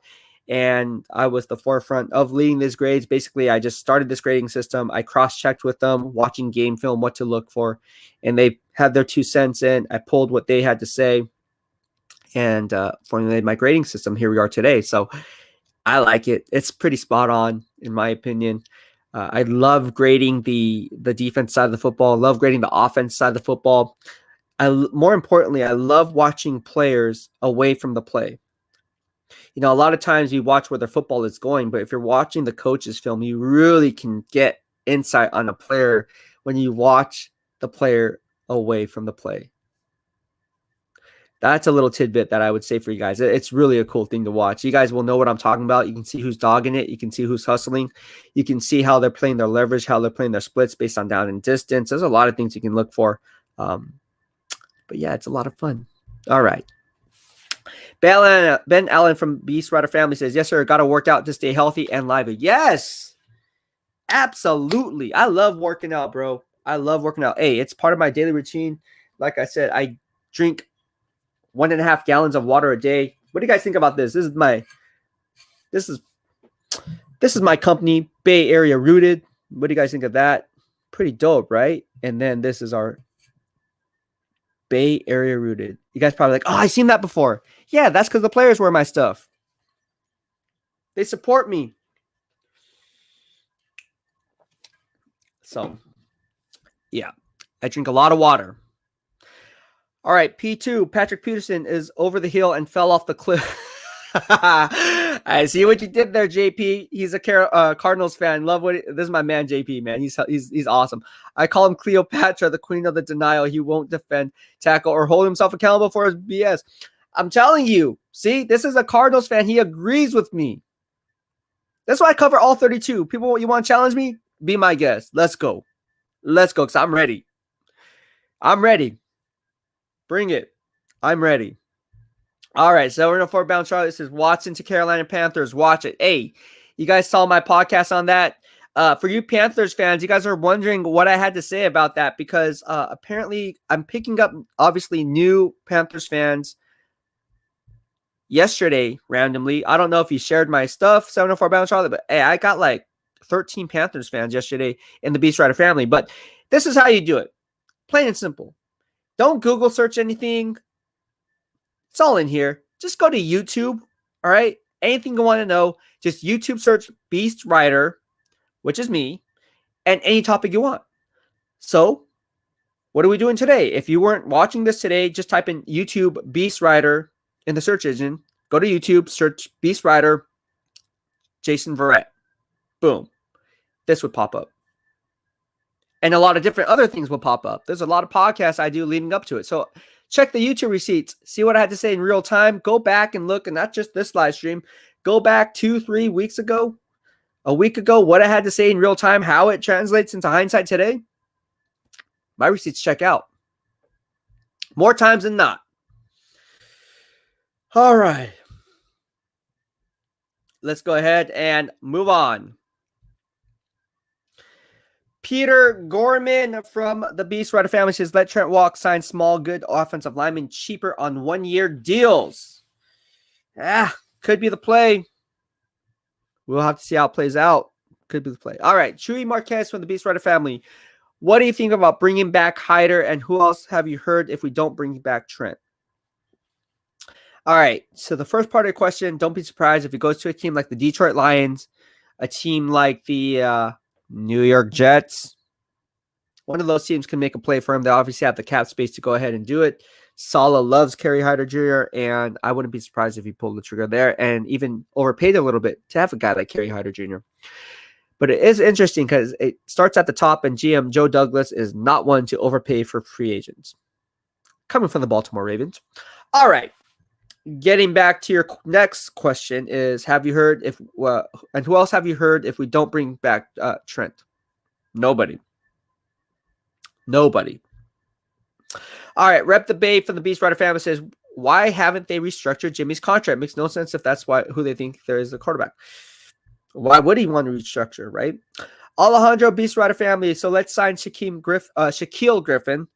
Or you mean Shaquem Griffin? I think. He's talking about his brother, and draft Rashawn Slater. That could be a play. That could very well be a play. We have to see how that plays out. Have to see how that one plays out. All right.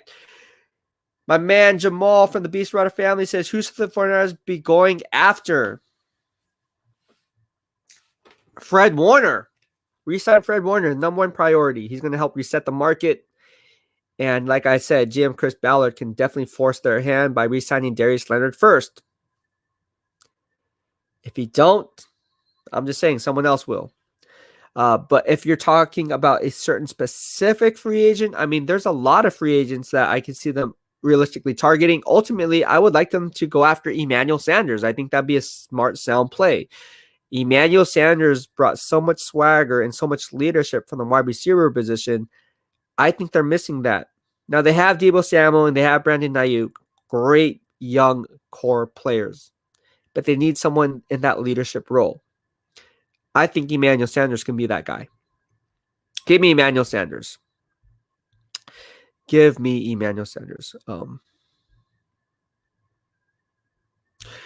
Cody Roberts says, why don't you be an NFL coach? Well, one, I'd rather have fun doing this. And NFL coach is not for long because coaches get fired all the time. Two, someone will have to hire you to be an NFL coach. No one has asked me ever to be an NFL coach. They have joked around about me being the strength and conditioning coach, but that's as far as that goes. But no, NFL coach is a different level, man. Those guys really know their stuff for the most part.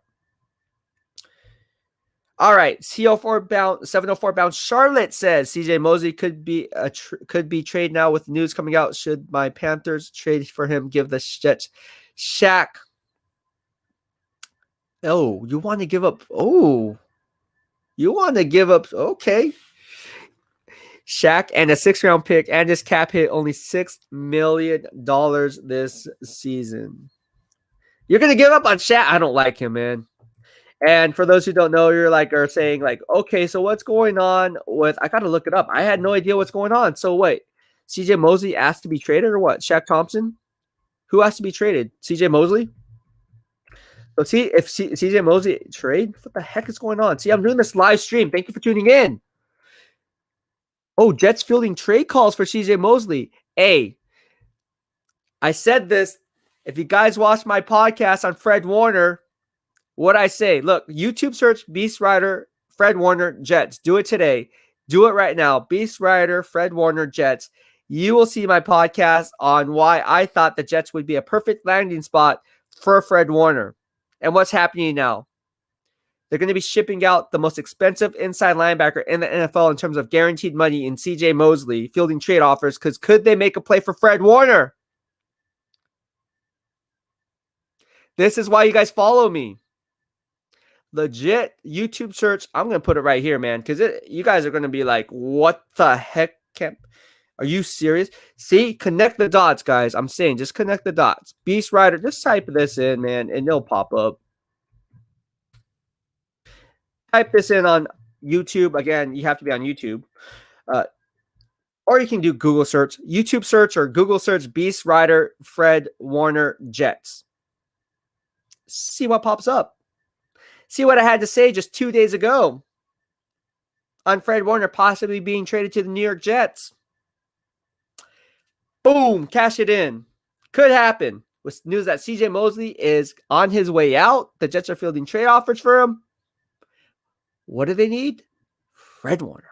Just saying. All right. Anyways, what do I think about that? No, I don't like CJ Mosley, bro. I don't. I would say that's a hard pass. I don't like Shaq Thompson either. I think we know where we're going with this. But no, I think CJ Mosley's contract is way too rich for the Panthers' blood. I would say pass, buddy. And I like Alabama guys. I'm an Alabama Roll Tide fan. All right, Jonathan K28, safety John Johnson, 3-year, $33 million deal to the Browns. Wow. Overpaid. Robert says, yo, Beast, when are the Niners going back to the Levi Stadium? I don't know. That's a great question. I have no idea. All right, Mariah Lee from the BEASTwriter family says, hey, Ron. Hi, Mariah. How you doing? Hope you're doing well on this happy Monday. I saw you yesterday on Sunday Fun Day, and now you're back on Monday. All right, 704 bound Charlotte from the BEASTwriter family says, Chiefs resurrected Pat Mahomes and Travis and someone else free up. Oh, you mean restructured, not resurrected. I got you, though, bro. Yeah, technically they resurrected the salary cap, right? So you are on the right track. But I get what you're saying. Yeah. Interesting to see how all these players are restructuring their deals in a decreased salary cap. All right. Let's go ahead and move on and ask me any questions you guys have. Again, the Fred Warner news is in. Hey, it's news. YouTube search BEASTwriter Fred Warner Jets. Just do it. BEASTwriter Fred Warner Jets, and you'll see my take on not only the Jets, but how he might be in play for the Dolphins. Again, why isn't Fred Warner being extended? Why is news coming out that CJ Mosley is going to be shipped out? Come on, guys. This is why you guys follow me. Let's bring it. Come on. Let's do it. All right. Kent from the BEASTwriter family. Good Lord. Trolls are trolls. 49ers for life. Hey, it's all good, man. I mean, we have haters left and right. You know, the racist stuff is ridiculous. Again, if you're just tuning in, we had a guy come in and just made some racist comments toward me, but it's okay. On Twitter, it's okay. It's okay, guys. Don't attack him. Don't do it. You know, just let it go. The BEASTwriter family is smarter. We will overcome this. It's fine. It's fine. We are good. We are good. We are strengthening numbers, like the Warriors always say. You know, we're strengthening numbers. It's fine. We're good. We're good. Yeah, but the racist stuff, I mean, it's something that it's always going to be there. It seems like I don't think it's ever going to go away. In a perfect world, I would love to see it go away, but this isn't a perfect world. You're always going to have somebody who's going to want to try to get under your skin and say what's on his mind. And, hey, whatever it is, man, whatever demons he's dealing with, that's on him. You know, that's his own issue. All right, Brandon Green from the BEASTwriter family says, thoughts on Clemson starting quarterback next year? DJ, I can't pronounce it. I don't know how he is, man. I have to do some research on him, to be honest with you. Have to do more research. All right, Jonathan K28, Pro Football Talk, saying that the Jets are taking calls on CJ Mosley. See, I'm telling you. Go to BEASTwriter. Just type in BEASTwriter Fred Warner Jets. You'll see my analysis just 2 days ago. And what happens today? Oh, the Jets are getting rid of their inside linebacker. Go figure. Why am I not surprised? 704 Bound Charlotte from the BEASTwriter family says, yes, I shared your system before in my Panthers Keep Pounding TV group on page. Hey, that's what's up, bro. No wonder I was picking up Panthers fans, bro. Hey, Panthers fans are awesome. I love Carolina Panthers fans. I picked up some Pittsburgh Steelers fans yesterday, too. I mean, we are growing at an alarming rate in terms of collecting 32 fan bases. It's ridiculously fun. It's fun. I love talking football. All right, Jonathan K20, thank you for doing that. Continue to do that, bro, because it's helping. It's helping. And as a thank you, I am going to do something for you as a thank you. So Jonathan K28, BEASTwriter family said, would you rather Trent Williams and Alex Mack or Corey Linsley and Rashawn Slater? Corey Linsley and Rashawn Slater. Give me those two guys over Trent Williams and Alex Mack, because ultimately Trent Williams is going to cost too much. It's going to cost too much. All right, Jonathan K28, Manish Mehta saying the 49ers Cards and Chargers are chasing Corey Linsley. Go figure. What did I say yesterday? On my live stream, I said Corey Linsley could be in play. Could they go after Corey Linsley? I said it today, I believe, on this live stream. Not surprised. Why am I not surprised, guys? All right, let's go ahead and move on. Alejandro Bermudez says, okay, so using your system that will what will healthy Jimmy score be? Low, mid, or high? Not if I have this contract too good to well, there's not a large sample size for Jimmy Garoppolo, so we're gonna have to wait and see, in fairness to him, to see how 2021 plays out. All right. Tom Palacera saying Corey Linsley going to the Chargers. Okay. Okay, Tom Pelissero from NFL.com or NFL Network says that Corey Linsley, the former Green Bay Packers, thank you, Jonathan, for keeping us up to date. See, this is what the BEASTwriter family is all about. I'm doing a live stream. My BEASTwriter family is making sure I'm on top of my game by giving us news. Jonathan K28, thank you so much, buddy. I appreciate that. Interesting. Interesting that they're going after Corey Linsley. They just released Trey Turner to get in some cap relief. So I can see how that play was there. They obviously have a new coach there. Interesting. Interesting that they went after Corey Linsley, but they needed offensive line help. All right, Tony Nagatani. Who is Samson Ibukam? Is he good? Niners just signed him to a two-year, $12 million deal. Okay, with this signing, guaranteed Kerry Hyder Jr. is not returning. That is correct.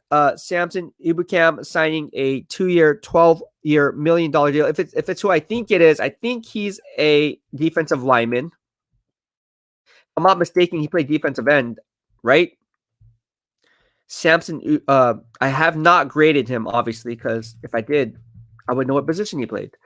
But this guy seems like a guy who, he looks like he's a linebacker. What is he? He's an outside linebacker from Nigeria. Okay, so I have no idea who that guy is. He signed a 2-year, $12 million deal with the Niners. Hey, if I don't know who he is, I don't know. I don't know. He was a 2017 4th-round draft pick, drafted number 125 overall. I'm learning just as you guys are.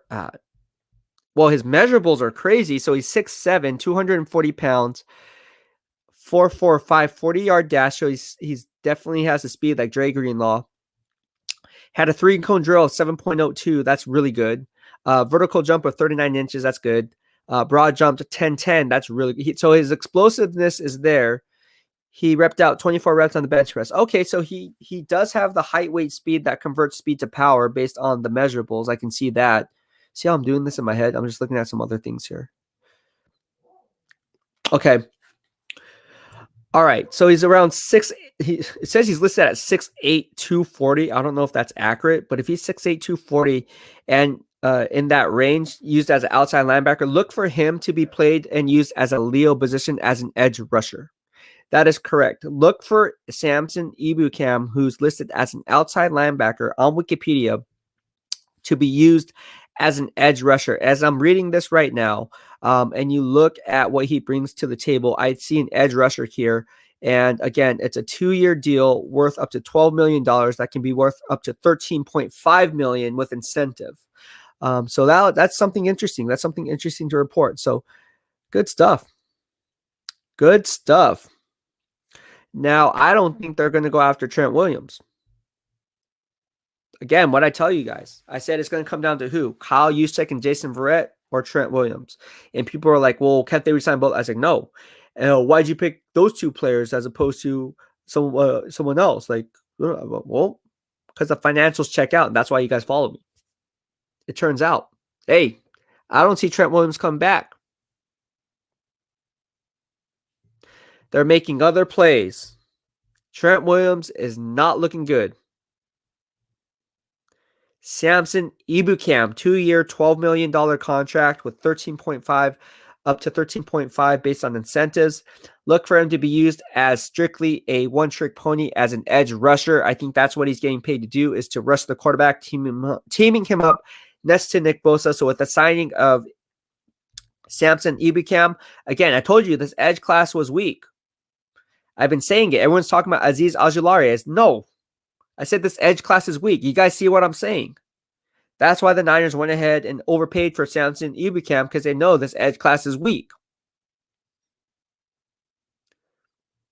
This is why you guys follow me. YouTube receipts check out. Live streams check out. You want to challenge me? Go ahead and be my guest. But I'm saying, look, everyone's saying the same thing, right? Samson Ebukam signed a 2-year, $12 million contract. He's strictly an edge rusher, period. All right, Sarah No Far Bound Charlotte says, yeah, I'm kind of done with Shaq. We had him since 2015. He's not been a real linebacker. He was a running back in college. Plus, you learned from Luke and Thomas Davis, and just not it. Yeah, I agree with you. I agree with you 110%, bro. All right. So the question now remains. We have so many questions here. I'm scrolling and I'm scrolling and I'm scrolling. All right. How about Juju? No, I would say pass on Juju Smith-Schuster. CT Niner from BEASTwriter Families. How about signing Alden Smith and pair him up with Bosa? That would be nice, but they just signed Samson Ebukam. He is going to be the edge rusher at the Leo position. Don't be surprised. Again, he's going to be playing the Leo. Feel free to piggyback on this, anyone. And the reason why I say the Leo, I was looking at his measurables, and typically under Gus Bradley's system or in Pete Carroll's system in the Leo position, you look for a guy that's in the 6'3", 6'4" range, someone who is a little bit lankier, likes to be in the 240 range, so a little 240, 245 range, so a little bit lighter Leo position player. 240, 250, somewhere around there. You don't want to go anything above that. Obviously, that converts the height, weight, speed there. And then you want to see definitely your edge rushers be very, very fast. So when he has a 4.5 40-yard dash or something crazy like that? What was his 40-yard dash? That means he has a strong get off. You look at the explosiveness based on the measurables that I just pointed out. You can test that with the vertical jump, the broad jump. Obviously, you got to see the muscle twitch, the fast twitch muscle fibers, and see how he's firing off on all cylinders once he makes that initial jump. But you'll see it here. He ran a 4.45 40. So, yeah, this guy's going to be strictly a Leo. He's a one-trick pony. He's not going to be anything great, but he is a good pass rusher. Can't go wrong. They got an edge rusher. Now, the question now remains to be seen. What happens with half-year rental Jordan Willis? What's going to happen with Jordan Willis? He did really, really well for the Niners as a pass rusher last year. Remember that guy from the New York Jets? Jordan Willis? I liked him. All right. Rue Ball said, just heard Niners make a push for Corey Linsley. Someone just said he's going to the Chargers. Which one is he going to? Oh, Bora from the BEASTwriter family just said he already signed with the Chargers. Okay. All right. And my man Bunk chiming in says signing Samson Ebukam to 2-year, $12 million deal. Man.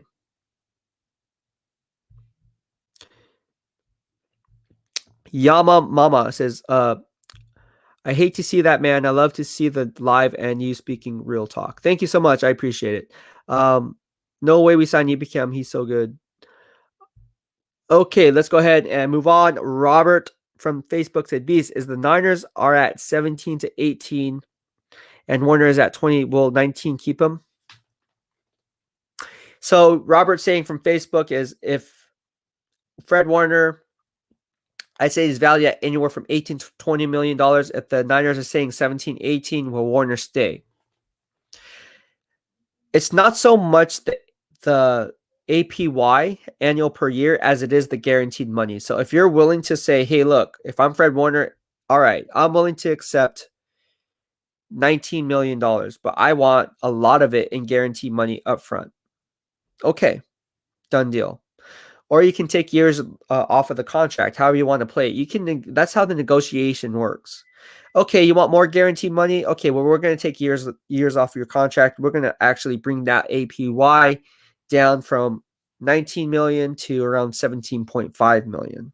Are you okay with that? We'll still give you more guarantee up front, but this will be a different type of a deal. Or you can have this deal. That's how it works. So you get different, like you get option 1, option 2, and option 3, and then you can decipher which deal is best for you. Yeah, I think it comes down to guaranteed money. So if it came down to 19 APY, I would think Warner would take it. Absolutely.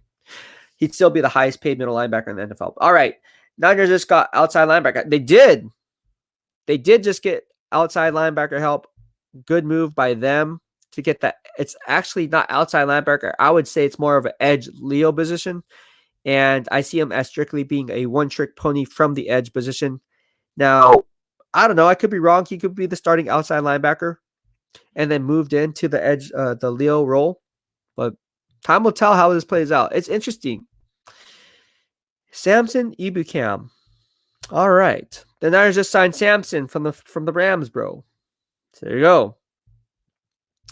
All right. Dark Halo 2 times. We could still sign from the BEASTwriter family. We could still sign Warner and backload the deal.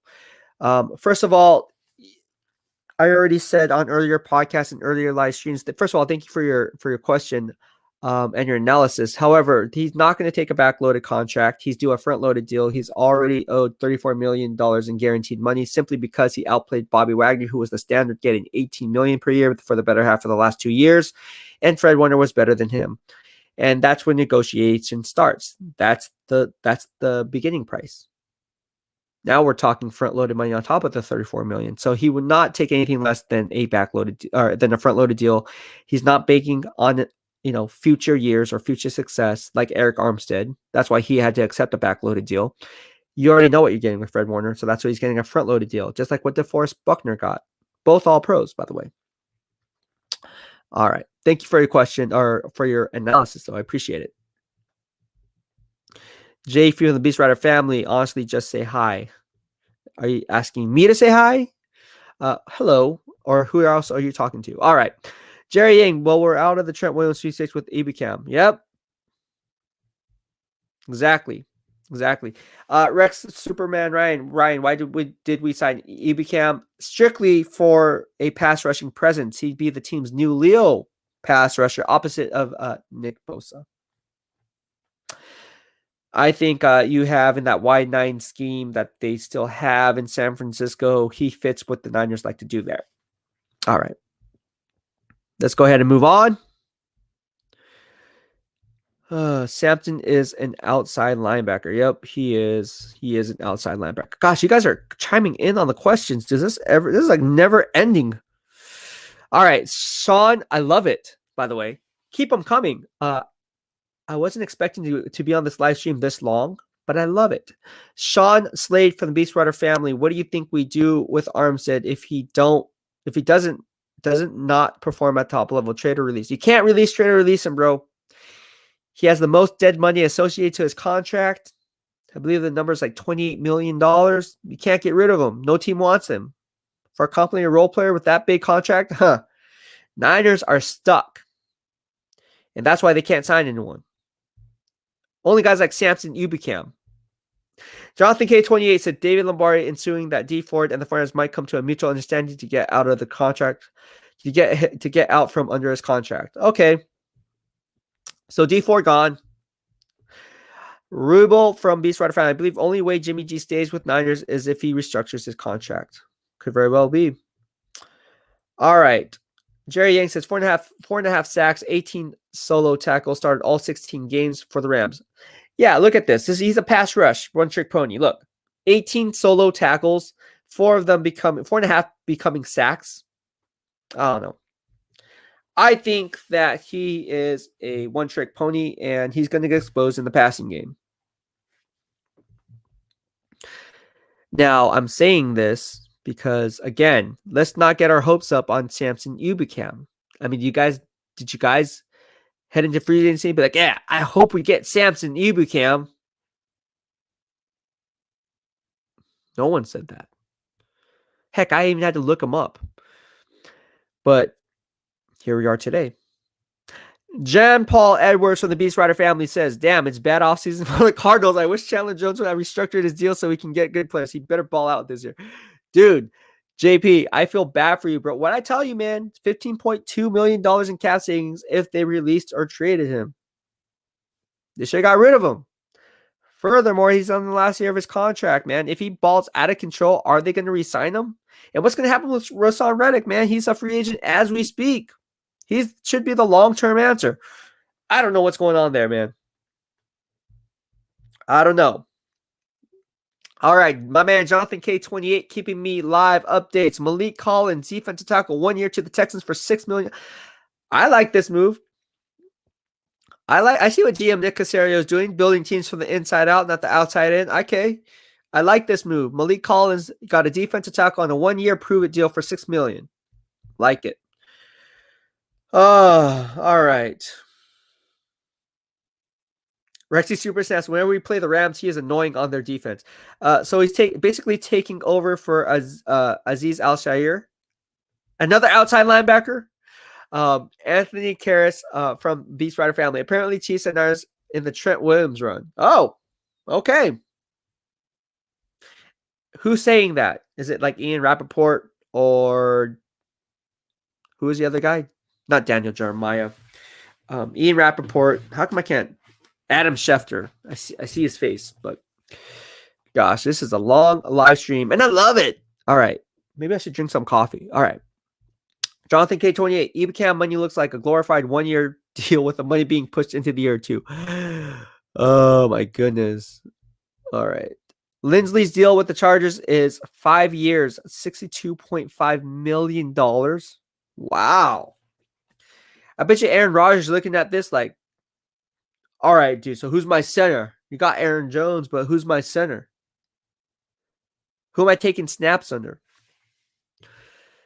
Man. All right, Jonathan K28 says, Ebicam hasn't missed a game in 40 seasons. Oh, but he's on the Niners now. What's going to happen? Joking. Cut D4 June 1st now? Yeah. I don't know. We're going to have to see. We're going to have to see. JP, my man from the BEASTwriter family, says, any other good centers out there? Mason Cole sucks. Dude, Mason Cole, what's his face? Bruce Arians. Was it Bruce Arians? Or no, Kugler. Sean Kugler. Your offensive line coach, bro. Loved Mason Cole coming out of the draft. He raved about him, bro. And I believe, if I'm not mistaken, I believe Bruce Arians was actually high on Mason Cole coming out of the draft too. And when he was with the, obviously with the Tampa Bay Bucks. So with that being said, he didn't pan out. You're right. And it'll be interesting to see how they play this because when it comes to centers, few and far between, slim pickings, bro. You guys are in a tough bind. All right. King Timmy from BEASTwriter family. Do you see the Niners just signed Samson Ebicam to a 2-year, $13 million deal? Does this mean that we are not going to get Trent? Most likely, the answer is yes. Look at what they're doing. I went on the live stream. I said, hey, look. Kyle Juszczyk, Jason Verrett, or Trent Williams. What did they do? They killed 2 birds with 1 stone. This is why you guys follow me. Then what did they do? As we're doing this live stream, they just ink Samson Ebicam. I love that name.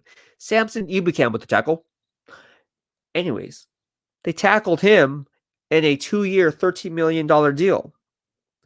What's happening with Trent Williams? Trent Williams probably looking like this, like, the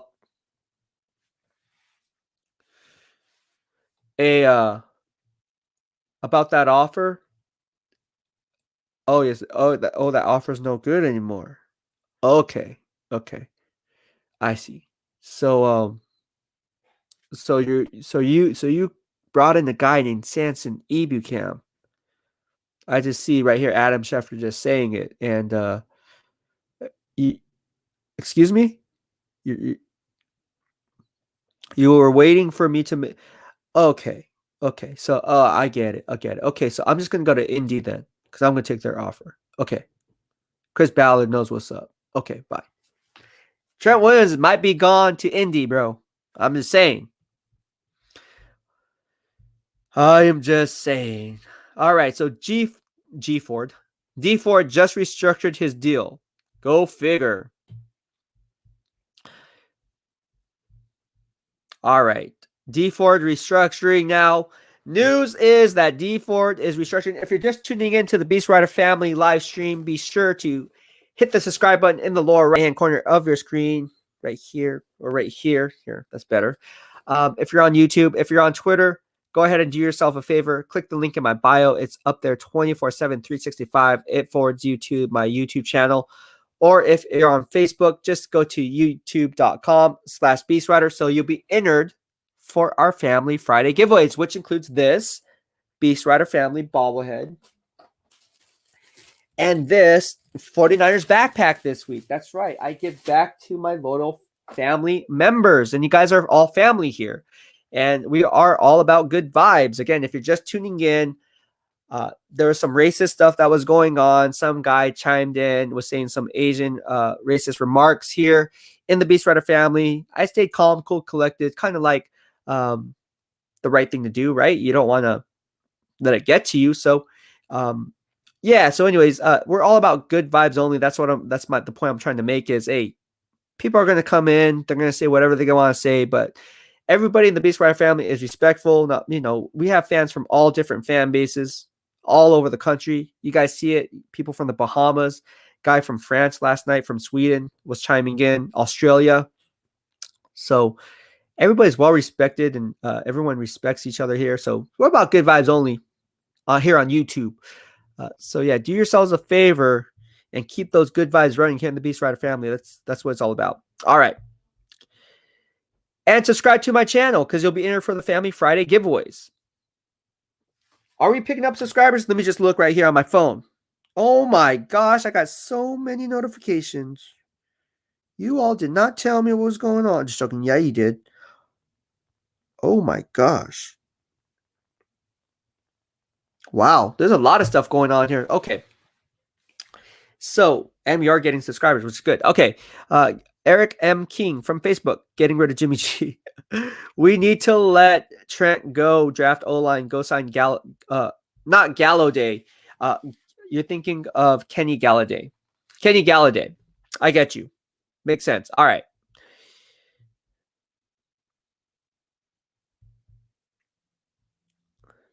Okay. Yes. Okay, so Ebicam is only 6'1", not 6'7" or 6'8". Wikipedia, I was looking at it wrong. It says he's 6'7". Yeah, my bad. 6'1" is Samson Ebicam. 240 pounds. Has his hand size off. Wikipedia is not very accurate, is it? His hand size says it's 5/8 of an inch.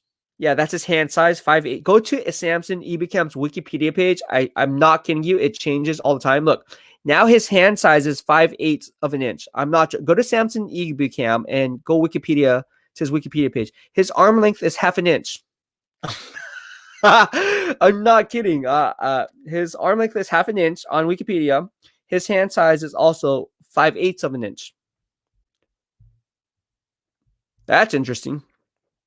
All right. Tim Hoyt from Twitter says 4 deal restructured to 2 for 24 million. Oh, good job for him. All right. It's about time. It was probably restructure or see ya. All right. Anthony Karras says we need to get Mac at center. Yeah, they can do that. We can do that. Alex Faulkner said, of course we're not signing Fred. Could this mean a trade for Watson? Could it be? Hey, I've been saying this since day one. During the year, I said, could he have the same exact scenario play out in a contract nag like DeForest Buckner? It was, oh, no. No.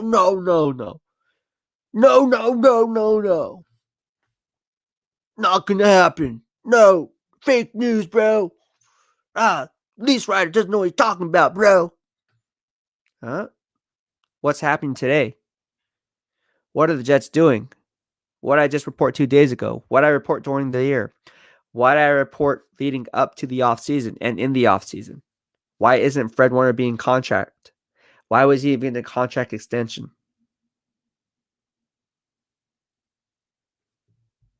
Yeah, it's quiet because you guys know what I'm talking about. This is why you guys follow me. All right, Tony Nagatani from the YouTube BEASTwriter family. D4 just restructured. Not sure how much space that frees up, but could it mean we still resign Trent Williams? Could be. Or could it mean that they're trying to resign someone else? Like maybe someone cheaper? What about Emmanuel Sanders? You don't know how this is going to play out.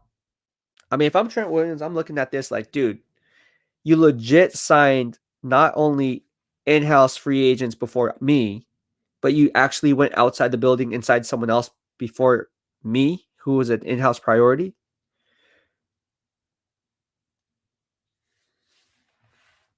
It's quiet. Wonder why. It's quiet. All right. Let's go ahead and move on. CT Niner says SFND Ford restructured contract. Yep, absolutely. Absolutely. 2-year deal worth $24 million. So if you break it down annually, was that $12 million a year? You guys let me know if I'm doing the math correctly. Was that $12 million per year, or what was the breakdown on that? I'm doing the live stream right now. I can't look at anything. All I see is you guys in the comments. All right, Dark Halo 2 times on the YouTube BEASTwriter family says D4 restructures 2 year. Thank you. Everyone's saying the same thing. I love it. Keeping me informed. All right, Mark from Facebook. Thank you for tuning in, Mark. How you doing today? How is your Monday going, buddy? Do you think Alex Mack could be in play since Niners missed out on Green Bay's center Corey Linsley? Yeah, he could be. In fact, could they be shaving money from Dee Ford's contract to adjust the offensive line but not be Trent Williams? If they get another guy outside the building, Trent Williams is going to flip. I ain't say the word. I ain't cuss, but you guys know what I'm saying. He's going to flip. Tables are going to be flipping over. Silverback's going to come out. He's going to rip his shirt off. Going to hop into his car, go to Levi Stadium. Alejandro Bermudez says, okay, so what D4 really means to the Niners cap space, bro? It's 2 years, $24 million. That's what people are saying. I don't know how it's going to affect the cap because I'm doing this live stream right now, which is awesome. In the middle of live stream, I was reporting on Jason Verrett getting a 1 year, $5.5 million contract. And then all this news breaks out that D4 is restructuring. And then they also signed Samson Ebukam to a 2-year deal, right? Am I getting this correct? 2-year deal? $12 million, something like that? Yeah. All right. Let's go ahead and move on. Yeah, 2-year, $24 million contract. There you go. With D Ford.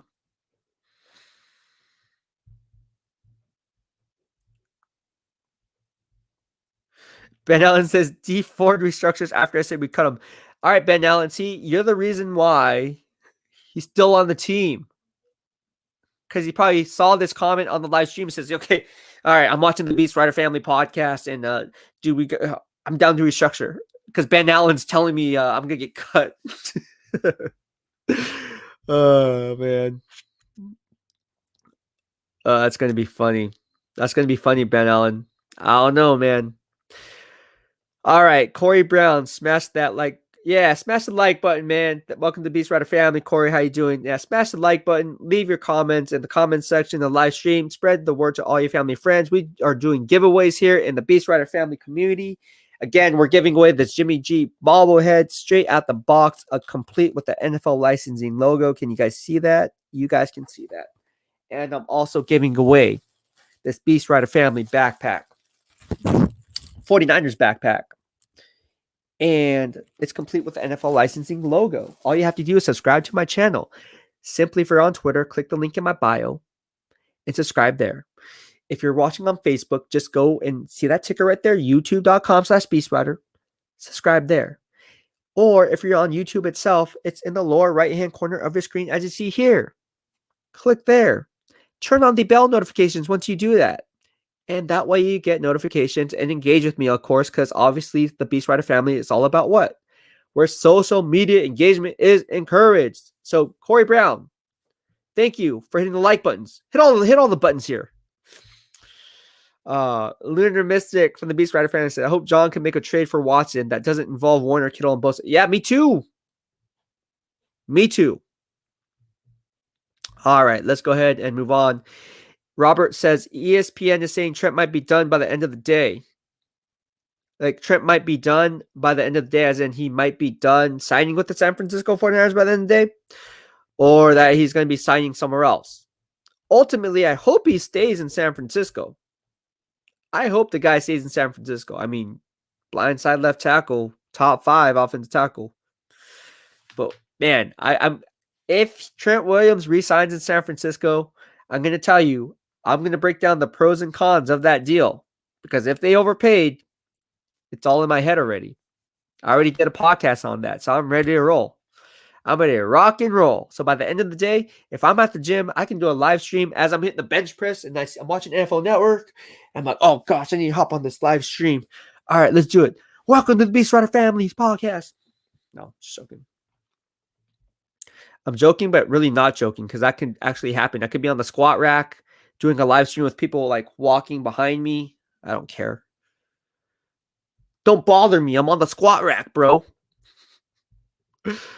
All right. Let's go ahead and move on. Yeah, so if Trent Williams stays in San Francisco, great move. That'd be awesome. But again, what's the asking price? And then what's going to happen with Fred Warner, bro?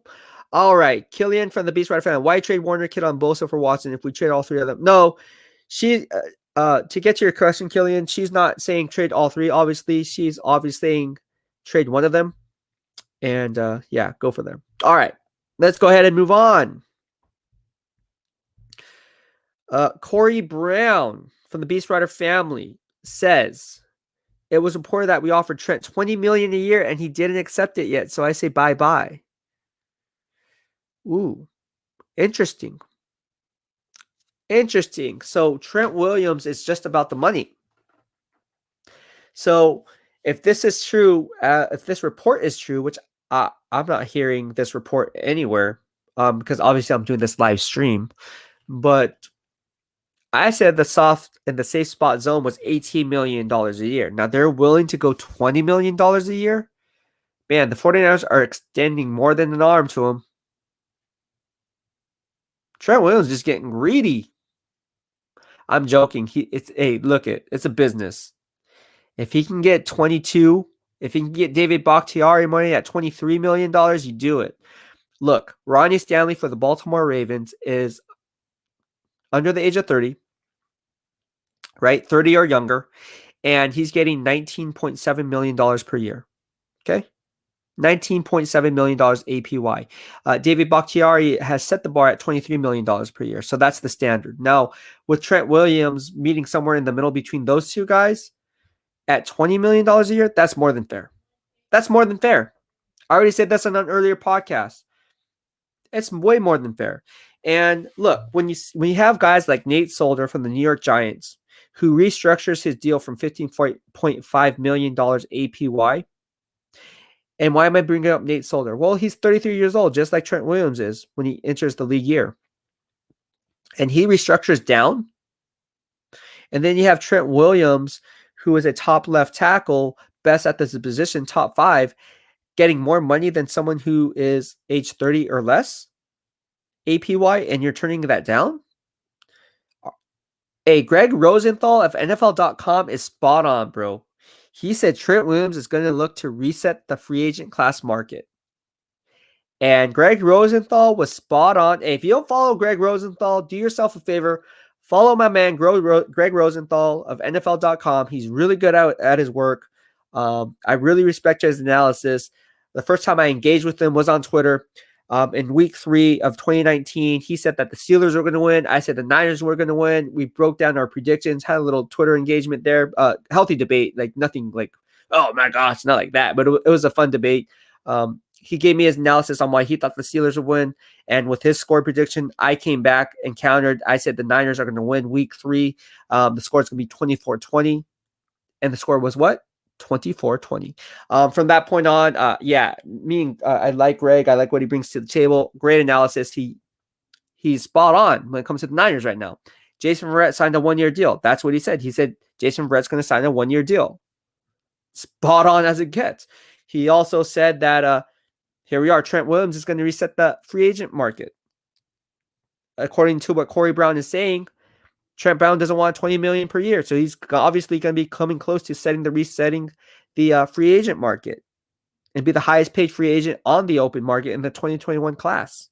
Spot on. Greg Rosenthal, the real deal. Kudos to Greg Rosenthal. I'm giving you a shout out, bro. Good job. Keep up the strong work. I see you. Bunk from YouTube, the BEASTwriter family. Patriots trying to work a deal with Kendrick Bourne per Jeremy Fowler. Jeremy Flower. Well, Interesting, but not surprised. So Kendrick Bourne is gone. Okay. Kendrick Bourne going to the New England Patriots. I can see that as being a great team fit. They obviously got Trent Brown back. Now they get Kendrick Bourne. They also got Joni Smith, the tight end from the Tennessee Titans, earlier today. Making moves. Making moves. All right, let's go ahead and move on. Mike Brown from YouTube, part of the BEASTwriter family. You're a good guy. You're one or two people that I watch on YouTube that talks 49ers. Hope you get million subscribers before the year ends. Thank you so much, Mike. I appreciate you. And welcome to the BEASTwriter family, where social media engagement is encouraged. It really means a lot. One of the things I like doing is engaging with all you guys. And again, when you guys are here and subscribe to my YouTube channel, I call you guys my family. I wouldn't be in the position I am without people like you. So again, thank you. You guys are my lifeline, and I can't thank you guys enough. So, yeah, words can't express how thankful I am. All right. Dark Halo 2 times from the BEASTwriter family says, Patriots working on a deal for Kendrick Bourne per Jeremy Fowler. Well, Born to be Wild is gone. See ya. Good for him. Good for him. I liked Kendrick Bourne, but man, what if you can get a guy like Emmanuel Sanders? What about that, dude? What about Emmanuel Sanders? All right. Jerry Yang just said, Schefter just said Juju might be heading to the Patriots. Okay, what's all this talk? So Kendrick Bourne's going to the Patriots, and now also Juju Smith-Schuster is going to the Patriots. Am I getting this right? So basically what Adam Schefter is saying and Jeremy Fowler is saying is they're going to have a TikTok celebration at midfield. And they're going to be fighting for who has the best touchdown celebrations when they're in the end zone. That's basically what the Patriots are doing. They're creating the all dance team.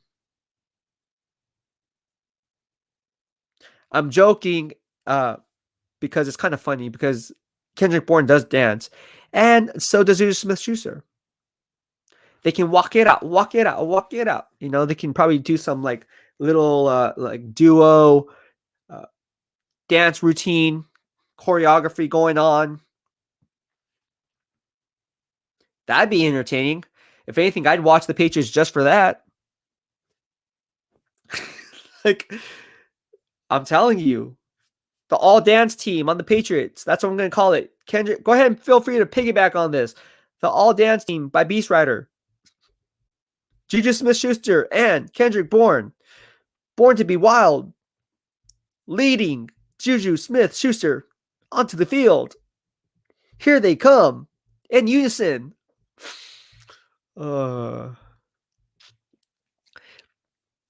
That'd be interesting. Juju Smith-Schuster's legit, though. I like Juju Smith-Schuster. I also like Kendrick Bourne. I'm not throwing shade. I think it's funny, though, because they do. Come on. You guys know they all dance. It's not a surprise. It's not like I'm saying something that they don't already know. But the all dance team, hey, stomp the yard all over again. Let's do it. All right, Sean Ferris from YouTube BEASTwriter family. I doubt Trent will be upset. He knows the deal. The chances we haven't made several offers to him already is zero. He's trying to get the best deal. We're waiting and offering. Thank you, Sean Ferris, for joining the BEASTwriter family. I appreciate you. All right, Jonathan K28. Seemingly, the 49ers pay him $8 million this season and the rest in 2022, but they will cut him before then. All right. Mike Severa from Facebook. We should pick up Mike Davis. Oh, I like that. So I worked with Mike Davis during his time in San Francisco. For those who don't know, he was with the Seattle Seahawks and then most notably the Carolina Panthers, if I'm not mistaken, and was a wrecking ball. One thing about Mike Davis coming out of South Carolina, I believe he was the 4th round pick, if I'm not mistaken. Correct me if I'm wrong. Please do that because I want to get my information correct, but I'm pretty sure I'm spot on here so far and my analysis. But getting back to Mike Davis, I like him. He's a bowling ball. He's a one-man wrecking crew. He's like a pinball machine. It's like boom, boom. He just bounces off people, stays low to the ground. He doesn't have that breakaway speed, but he's a really tough runner. I like Mike Davis. I like him. Like him a lot. All right. Jerry Yang says, Beast, hit me up. Our show's starting soon. I can just jump onto this live stream if you want. That is true. I can have you hop onto this live stream. Let's go ahead and do that. I think we can do that. I need a break though, man. I'm just joking. All right, so a lot of stuff going on. Jeez Louise, the comments are coming and I love it. We are getting more comments now than ever before. The traffic that I'm getting on my YouTube is exponentially growing. Again, I'm not comparing it to anyone else, just comparing to mine, but the analytics are freaking amazing. Amazing, amazing, amazing. Yeah. All right. So let's go ahead and continue. Lunar Mystics, the KB left us. JDG, my man from the BEASTwriter family, says multitasking at its finest, gym, treadmill, and BEASTwriter. That linebacker sign is showing more sign of a Warner trade. No, I mean, I think he plays a different position. He's more of an outside linebacker than an inside linebacker. So I don't think it affects Fred Warner's position at all. But why isn't Fred Warner being signed? Just saying.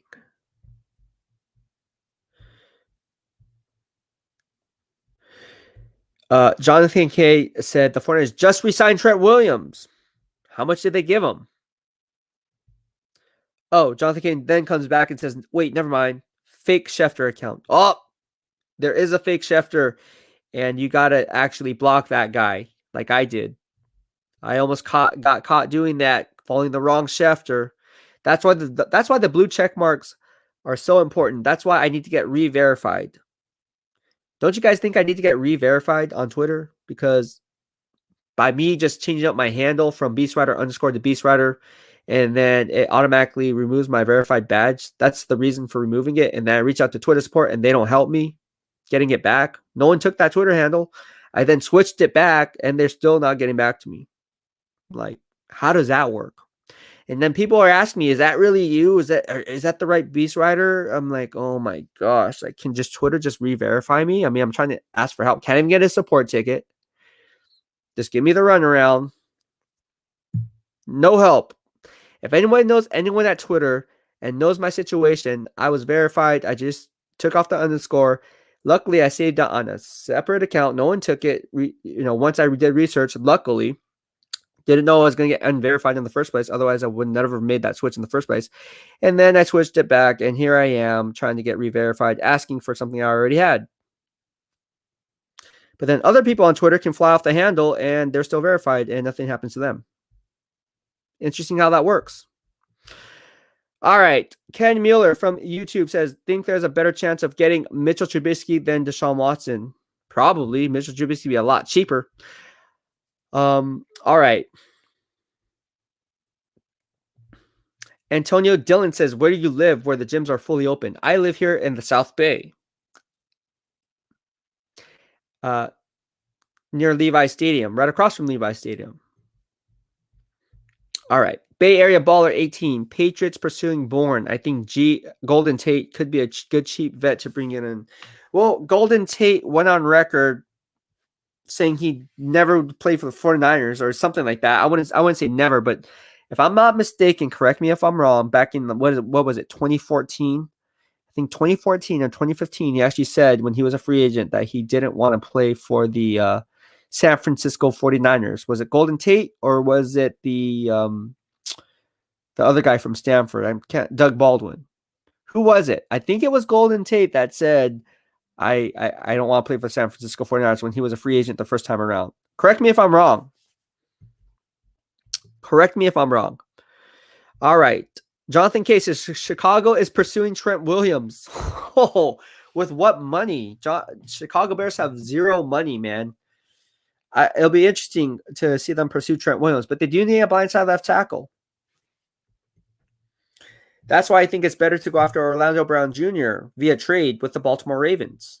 And then the Ravens can obviously get Allen Robinson in return. All right. So we have a lot of stuff going on. Stay tuned. I'll be right back. I'm going to get ready, get Jerry on here somehow. Jerry, you're going to be coming in hot. Just FYI. Sit tight. I'm going to be right back. But here, in the meantime, you're going to get this and the BEASTwriter family. So look at Jimmy G. He's going to keep you occupied for a little bit. Yeah. Cool story. All right, let's just bring in Jerry right now. Jerry, if you're there, I'm freaking chiming you in, bro. I have never done this before while bringing you in a live stream during a live stream. Oh my gosh. And as I'm looking at Twitter right now, people are asking me questions. I have no idea what's going on here. All right. Jerry Yang, I'm going to shoot you through here, bro. I got you covered. We are going to have Jerry Yang, the co-host of the MJ Sportscast, on the show. You guys remember Jerry Yang for Yang Mondays? You guys know what I'm talking about. And Jerry, if you're here, dude, I just sent you the stream. Enter the stream now. That is your job. And if you're just tuning in, be sure to subscribe to my channel so you'll be entered for these fun Family Friday giveaways. I am giving away this Jimmy G Garoppolo bobblehead and this 49ers Rumble backpack. Again, complete with the NFL licensing logo on there, as you see here. So do yourself a favor and subscribe to your boy and join the BEASTwriter family, because when you're here, your family, and you'll be in the know before they know because you subscribe to my channel. So that's what we're all about. And again, if you guys are at work or whatever and you guys can't watch live streams or any of my podcasts, not to worry. I have podcast playlists. I have about 35 of them. So one for each team. And then I also have a podcast playlist for my live streams, my workout videos, my mukbangs. I do that. Day in the life of Beast. So there's a lot of cool things going here in the BEASTwriter family, and my giveaways. Cool stuff. All right. We're going to add in Mind of Jerry 11. Can you hear me? You cannot hear me, can you? Is your mic on? Hold on. Is your mic on? No. Yeah. Okay. Hello? Yeah, can you hear me? Good. Yeah, can you hear me? I feel like Verizon. Can you hear me now? Good. Yeah, can you hear me now? No. Or can Man. you hear me? People are like, dude, you're such a dork, dude. What the hell? How you so awake, I can't hear you. How you so awake, man? How you doing? So awake? It's been like what, 2.5 hours since you've live streamed. I was Bro, let me tell you something, man. The BEASTwriter family is growing at like I was just saying, it's nuts. Like all it is, man, is just bringing everyone from every fan base into one social media platform, and YouTube is the best media platform. I mean, you know my thing with Twitter, right? Being unverified and how they're giving, you know, this backstory on that. We talked. I got you. You know, and it's just like at some point, it's almost like, okay, well, cool. Like I'm just going to use YouTube, and people were telling me to do live streams anyways, and YouTube's the way to go. Like at the end of the day, you know, look at everyone on YouTube as opposed to on Twitter. No. YouTube's legit. That's my favorite platform too. So, why didn't you tell me that a long time ago? I always told you that, man. Dude, what the heck? So, anyways, NBC just reported that Mitch Trubisky is on the list of Niners free agents. It just came in. So, I think Trent Williams is gone, man. I don't think he's staying. You don't think he's going? Yeah, I think he's going. I think you're right where I don't know if you're hearing echo, but yeah, I think you're right. Where if we signed Verrett and we signed Kyle Juszczyk, that's probably it, right? And then we start signing these like second tier players, then that's it. You know, I think that's it for Trent Williams. Yeah. All right. So, what is your take in terms of Samson Ebukam? I just wanted to say that, dude, because I like saying the name. I just like saying Samson Ebukam. Yeah, I think he's an edge rusher. I think he's an edge rusher, like you said. I posted in the chat. He started all 16 games. He had like 4 sacks to himself, and 11 tackles. I think he'll be good. I think he'll probably be in the Leo position, like you said. But I don't think he'll replace Hyder, right? I think Hyder is a defensive end, isn't he? No, I don't know if they overlap. Yeah, I was thinking of another Ebukam. There's another Ebukam, if I'm not mistaken, or similar to that last name that plays defensive end, and that's how well I know Samson Ebukam. I don't. We don't, right? I don't think I've really heard of him either. Yeah. like I said, I grade the Rams players. Like I grade, Jalen Ramsey, Aaron Donald, Leonard Floyd. Majority of the players, but Samson Ebukam never popped up. It's a big who? What? Well, he only had he only had 18. So I grade every defensive snap, right, for the Rams. He only had 18 tackles, so obviously he wasn't showing up in the box score much. And if 4.5 of them sacks, it's like, oh, okay. Oh man. Cool story, bro. Well, 12 million 2 years, not too bad. I guess 6 million a year, and you'll probably get some value out of that probably. But yeah. So what do you think about Kendrick Bourne leaving, dude? Like, I want to ask you about that. I don't know if it's a done deal, but it seems like it will be, right? I mean, there's so many people talking about it. I know you said Emmanuel Sanders is probably a better replacement, but absolutely. But durability wise, I think Kendrick Bourne's up there, right? He's like one of our most reliable players. So I don't know. And I love his dance-offs. Dance-offs. You're obsessed with dancing today, man. Dude, I love it, dude. I love that swag. What's your favorite dance? Come on, who's your all-time favorite? I don't have a Terrell favorite Owens' dance, celebration. When that beat comes on, I was like, oh my gosh, this is my jam. Well, I guess what's your favorite touchdown celebration? Is it the discount double check or the Superman? Or I did the discount double check. Was it the Kaepernick? Kaepernick, that's all good, dude. No, isn't that funny though? If Juju Smith-Schuster and Kendrick Bourne are on the New England Patriots. They're all rumored. I mean, is the Patriots taking everyone in free agent? Is that the plan, to replace the whole team? Or they have the cap space to do it, and the fact that Joe Thuney signed with the Kansas City Chiefs. So I'm on this live stream, so this is off the top of my head what people are telling me. So Joe Thuney signed with the Kansas City Chiefs, and so they also obviously have Trent Brown. They just traded Marcus Cannon yesterday.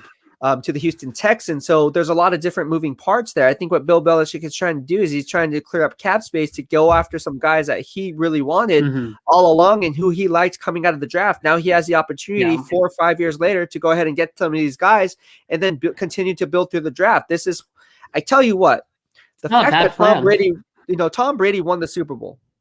Bill Belichick was sitting at home. He's probably looking at this like this sucks. Legit.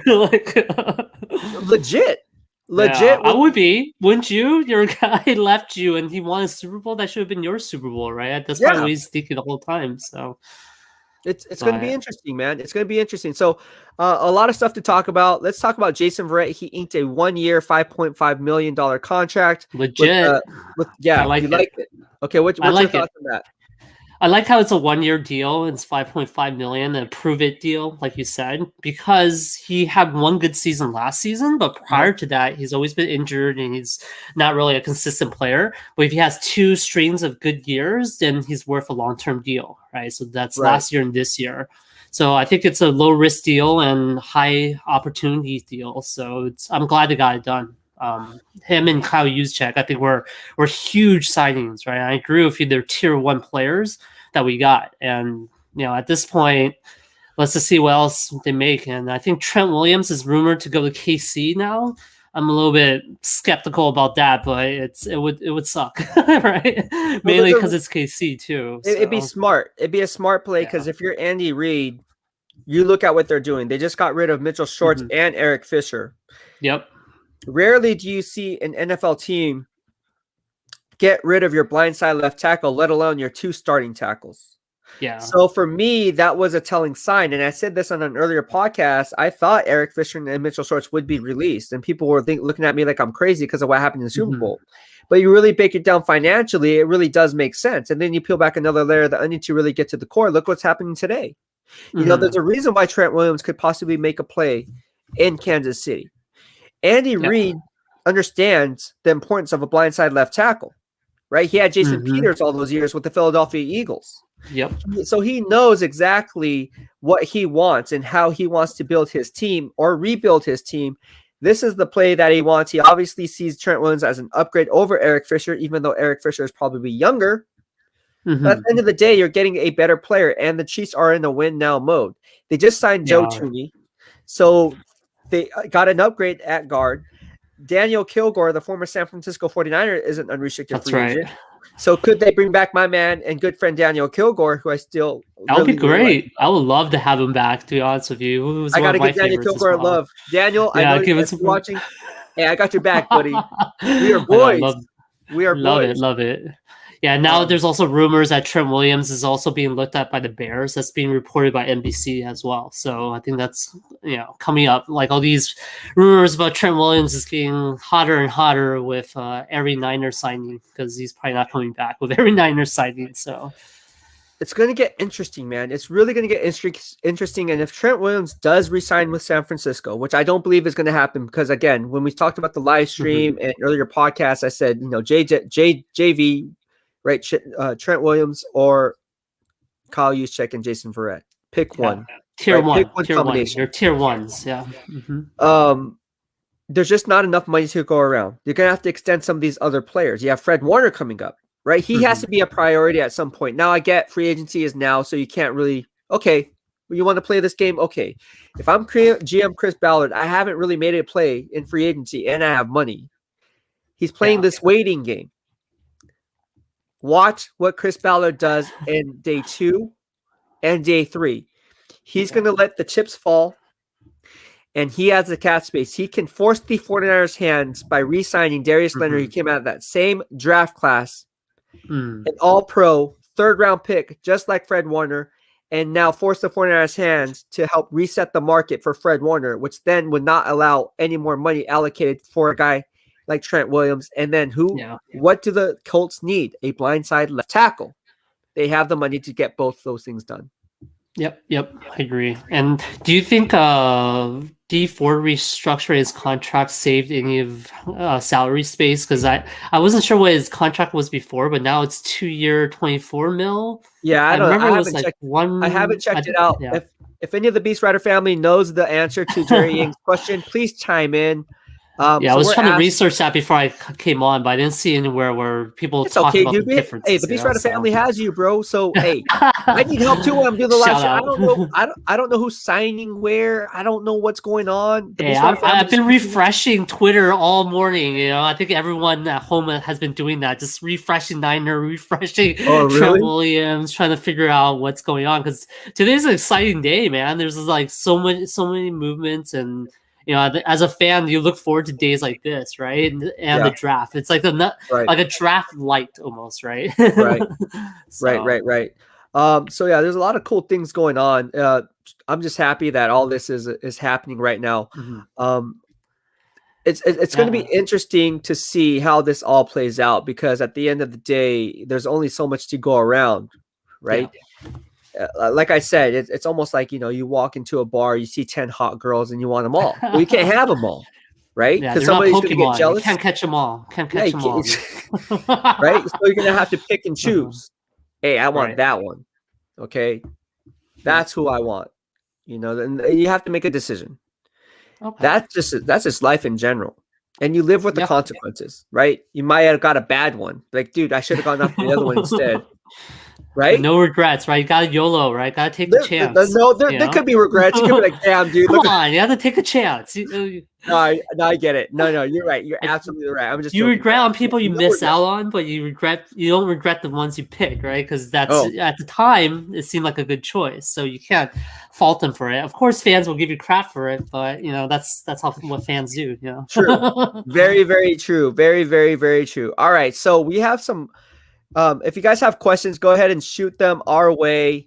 I'm just going to put up the banner. It's going to say me, but I think everybody knows us. So ask us any questions, and we'll be sure to answer them the best we can. So I'm just going to put that on the ticker. But all right, so news broke that, let's talk about some other things that are going on, right? So let's talk about Aaron Jones, right? Aaron Jones signed a 4-year deal worth $48 million.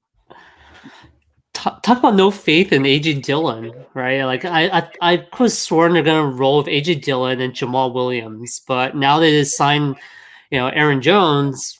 Jamal Williams is gone probably, right? I don't think Jamal Williams is coming back. So, I mean, what are they doing there? Like, honestly, they let their center go today too. Center got signed by the Chargers. A lot of questionable decisions in the Packers. You have a lot of redundancy. You have Jordan Love, but you also have Aaron Rodgers. They drafted a tight end, but then you have Robert Thompson, right? Who's like should have made the Pro Bowl last year. So what are you going to do? Sign another tight end now? It just doesn't seem like they're making the right moves. Maybe they're just trying to get the best player out there and keep their current players. I just don't know what they're trying to do there. It's crazy. I'll tell you. I'll tell you a signing that I do like. I like the signing of the Ravens inking Kevin Zeitler to a 3-year, Mm-hmm. $22 million contract. This is a sound signing. If you watched my mock drafts, I had the Ravens selecting an offensive guard, Wyatt Davis, at Yeah. the Ohio State University. He fits what David DeCosta, David DeCosta, GM Eric DeCosta likes to do in Baltimore. I see the same thing playing out with the Kevin Zeitler. Not too many people are talking about this, but let me tell you something about Kevin Zeitler. He's very sound at the point of attack, a true technician in the game, perfect for what Greg Roman loves to do. I know Greg Roman personally, worked with him for the better half of the last 3 years. That's right. With Harbaugh. So what I'm trying to say is Kevin Zeitler could be the most underrated signing that no one's talking about. Great play by the Baltimore Ravens there. And then the Patriots, right?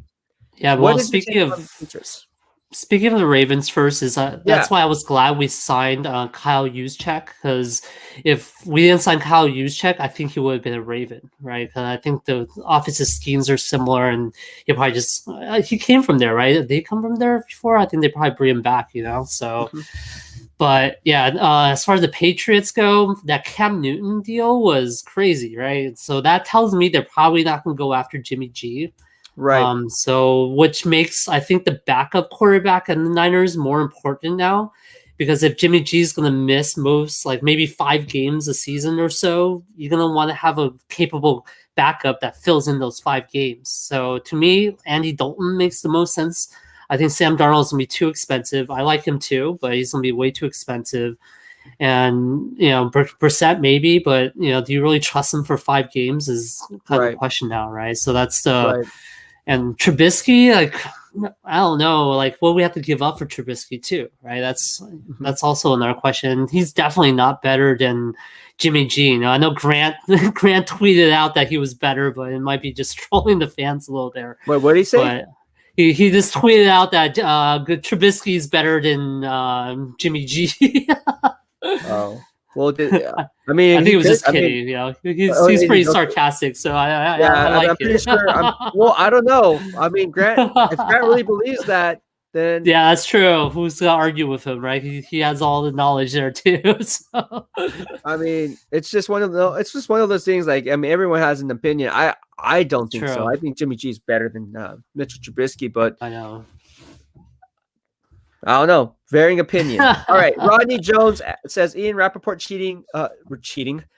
Reporting Chiefs in on the Williams sweepstakes. What do you think about that, man? I mean, let's talk about that. That's what everyone wants to talk about. Yeah, it's going to happen, right? I think it has a good chance of happening as the Niners. And you mentioned it. They lost 2 offensive linemen, so they have to replace somebody. And Andy Reid does value offensive linemen. Trent Williams is the best one out there in the free agency market, so it makes sense. And what kind of sucked though, right? Because Kansas already beat us in the Super Bowl, and now they're going to take our best offensive line player. It just hurts, you know. But and I don't think Joe Staley's coming back. I think Joe Staley, if he does come back, will be a coaching form of some sort. I think that's the way I interpreted that tweet. I know we just hired an offensive line coach, so he can't be the main offensive line coach, but maybe one of the assistants or consultants. I don't know. I don't know what his role will be, but I can imagine him being like a coach of some sort or a trainer in the Niners coaching staff instead.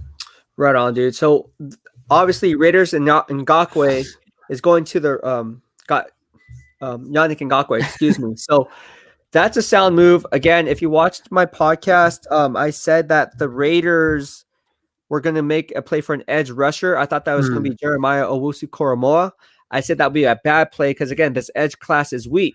That's why you've seen these edge rushers getting signed so early, especially on day one, because they understand that if you're a good NFL scouting department, you will know that the edge class is not the strongest. I don't care what anyone says.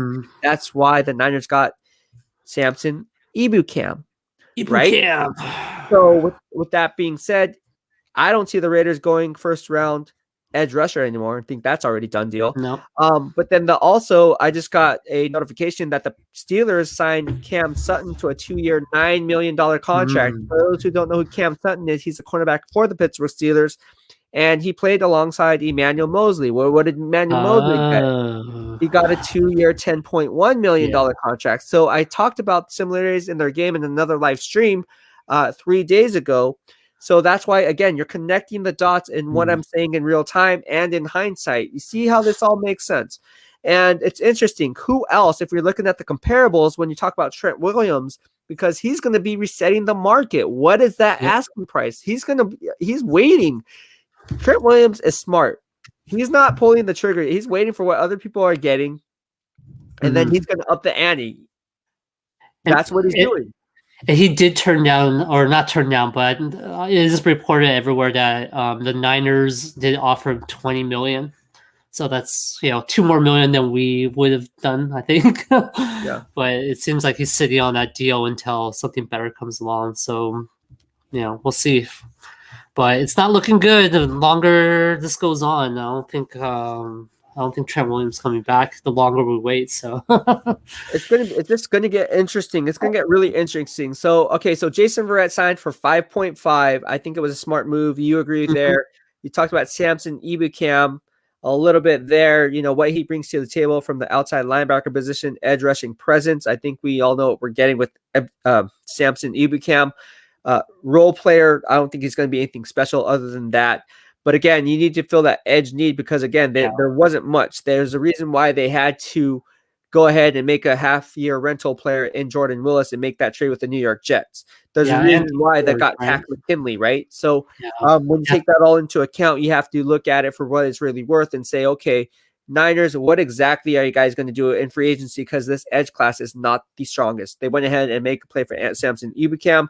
I think it was a smart play. Ultimately, he's probably going to line up and be a starter. I don't think you get paid 2 years, no way. To not be a starter. Ride the pine. Yeah, to ride the pine. So it's going to be fun to watch to see how this all plays out. But sound moves. It's just interesting how they don't sign Trent Williams, even though they say he was the number one priority. I said when the move was made, when they traded for him, John Lynch literally said, we're just going to let it play out as it should. He literally just said that. He's like, we're just going to let it play out as it should. Well, how's that going for you, John Lynch? You're letting it play out. No, I'm being serious. It's just there's no way. How is that going for you, John Lynch? It worked out for Jason Verrett, it seems like, right? So he's rolling the dice for sure. So, I mean, I'm kind of, we'll see what happens. And, with D4 restructuring his contract, do you think he's going to retire like what Weston Richburg did? I think a lot of ways when Weston Richburg retired, that's why we got Kyle Juszczyk back. Maybe D4 retiring and restructure his contract. If your fan said it was like a $6 million cap savings, it's not huge, but hey, that signs our rookie draft class, right? If it's $6 million. So maybe that opens up more moves too. It's just going to get interesting, man. Like I use the word interesting because look at all the moves that were made. My phone's blowing up. I'm losing battery, like legit losing battery because all the notifications. But now I got to charge my phone. But it's just really, really interesting what the Niners are doing here in San Francisco. The way they're playing it, the way that I think they're just going to let Trent Williams walk, which is not a bad play. I mean, anytime you give a guy $18 million and now he's getting $20 million, they're not going to budge on that. So if Trent Williams wants more money, he's not going to get it in San Francisco. But he's going to get it. He's going to get it. Greg Rosenthal of NFL.com was spot on in his free agent analysis. He said that Jason Verrett's going to get a 1-year deal. He did. He said Trent Williams is going to reset the market. He's going to reset the market. It appears that way. It's trending that way. So going back to what we're trying to get here is exactly what's the next play for the Niners. Who logically, what are they going to go from here? Are they done? Are they done with free agency? I don't know, man. Do you think we'll reach for Penei Sewell somehow and try to get like the best offensive or left tackle in the draft? I mean, there's Slater too, but like we talked about Slater, we're iffy about him, right? Like he's more of a guard or a right tackle. So, I mean, in the draft, you're only looking at Sewell as like a legit day one starter, right? So, I don't know, man. Like, yeah, I'm kind of worried here. I think that's why this Trent Williams thing is so important in a lot of ways because like who else would you backfill? Like anyone else will be a downgrade. Yeah, I think the best play right now would just to be like take a back seat. You signed all these guys, And in all honesty, John Lynch did a good job. He signed Kyle Juszczyk. He got Jason Verrett, got Emmanuel Mosley, kept most of his in-house free agent priorities first, which is smart. Yep. And they're Smart. reasonable contracts too, right? The contracts weren't outrageous. They were all within like, okay, $5 million for Verrett. That's about right for 1 year. That's great. And then the Mosley deal was like a pretty good deal as well. So, I guess my question to you, Beast, do you think by the end of today we'll know if Trent Williams gets signed, or do you really think he's going to drag it out to day 3 of free agency? Whether by Niners or someone else, right? Like, is he going to get signed? You think by the end of today? Who, Kerry Hyder Jr. or who? No, Trent Williams. Trent Williams. Yeah, by someone. Not the Niners, but someone. You think by end of today? I think right now this is what I think is happening. I think Trent Williams already knows what he's getting from the Niners, and he's offering from the Chiefs. It's now in the Chiefs' hands right now. The ball's in their court on whether or not they want to go ahead and counter offer. Say, hey, look, okay. I'm getting a 4-year deal with the San Francisco 49ers for $80 million and $65 million guaranteed, or whatever, $50 million in guaranteed. Okay, if I'm GM Brett Veach, I can come back and say, okay, well, we're going to offer you the same deal, less money, but more guaranteed. Yeah. All right, so that's what it's going to come down to. Ultimately, I can see Trent Williams on the Chiefs. I really could see it. At the end of the day, he wants to get paid. $20 million is more than reasonable for John Lynch. I think so. I think he opened that's more than reasonable. He opened the paycheck up for sure, or the checkbook up, right? I think that was. I give him hats off for taking that chance at least, right? So, all right, Marcus Gregory from Facebook says, "How about D Ford?" Oh boy. So D Ford, is he healthy enough to play? I think that's the biggest question. If he's healthy enough, I think we got Upale, right? What was his name? Upale to kind of replace him already. So I would think if he's healthy, we're probably looking to trade him, or he would retire or something like that. I just don't see him being on our roster in next year. He would do a Niners a solid by restructuring, which he did. So I think he already did that. So that's great, but I just don't think he's ever going to be the same player he was when we got him. So it's one of those things, man. It's just damaged goods. D Ford's damaged goods. Yep. And when he's healthy, he's good, because what is he asked to do? He's just asked to rush the passer. That's it. But why did the Chiefs get rid of D Ford? Simple answer: they were transitioning to a 34 base defense from a 43 front. Or they're transitioning to a 4-3 front from a 3-4 base. So he goes to San Francisco, says, "Okay, you can be the Leo pass rusher. We're going to set you in hot there on the outside. Pin your ears back. Go ahead and tack the quarterback. How's that going for you?" Well, he was damaged goods coming in. Yeah. So why would you? Why would you contract? Yeah, why would you account for the injury clause in that contract, man? Like, that's just. I know. It hurts. It still hurts today, right? Like, that's been 2 years now. Like, last year it hurt all season. Now we're still feeling the pain of that contract. So it's not a good situation there. It's going to be interesting, man. It's going to be interesting. So let's go ahead and talk about some of these other things that are going on, right? So we're going to talk about exactly. If you don't follow my man, Mind of Jerry 11, go ahead and do that. He's on Twitter. Go ahead and follow him. Love to talk to you guys. So what's going on? We talked about Jason Verrett. We touched on Kyle Juszczyk. We touched on Kendrick Bourne. If Kendrick Bourne leaves, who's going to replace him? Like you said, your boy Sanders. I hope he comes back. E-Man, right? E-Man Sanders. Kenny Galloway would be great, but I think he'll command too much money, so we probably won't reach there. But to me, I think Kenny G, like I call him, is probably the best wide receiver in the market. Juju, probably no. He's probably gonna command too much money as well. I like Juju too, but more realistically, I think E-Man might be able to come back. I think. Who else is available right now in free market? Maybe I have to look that up. But I'm available.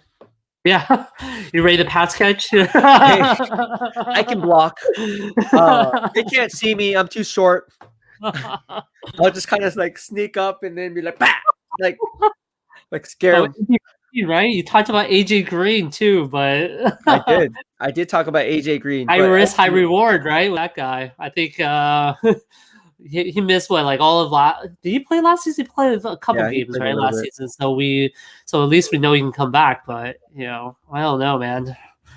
How about I Sammy just Watkins? Is there it's Marvin Jones? I don't know if he's gonna get picked up by someone.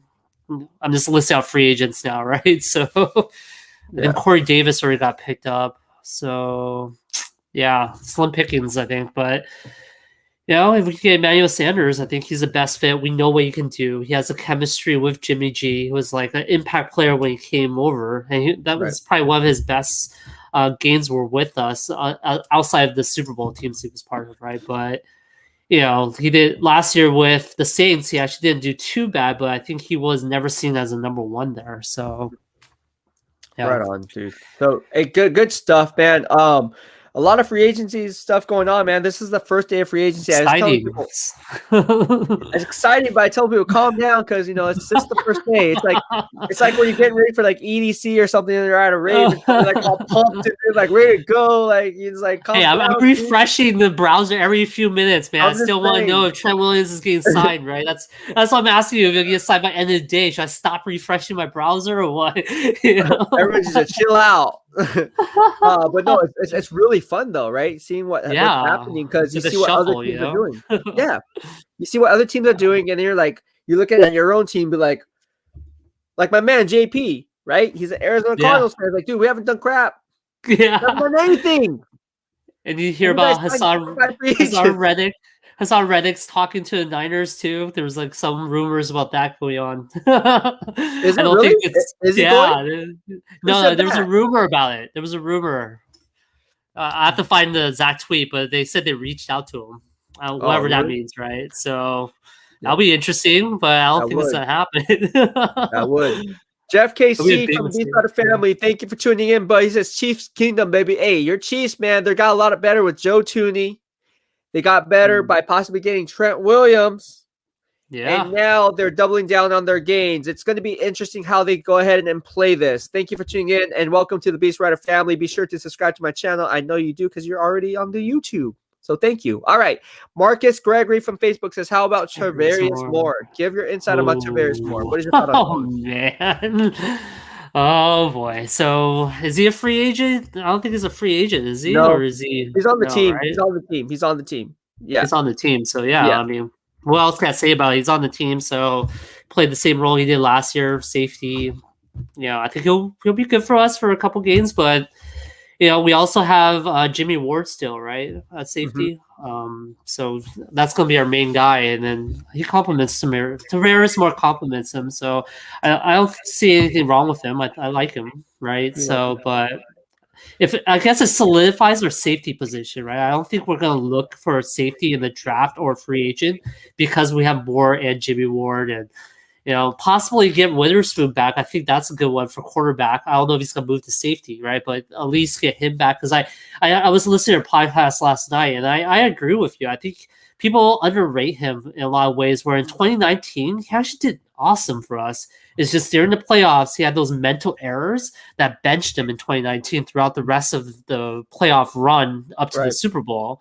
And then last year, he was dealing with some toe issue in the beginning of the season. And then they benched him. Maybe he was in the doghouse or he wasn't ready, right? And then I think recency bias is what tells us that, hey, Witherspoon's not good. But I think in reality, we're underrating him. And I think we can get him back for pretty cheap. So Right. No, you're absolutely right, man. And one thing I want to say, man, is with the safety position, Jaquaski Tart is not coming back. I know we have some questions on Jaquaski Tart.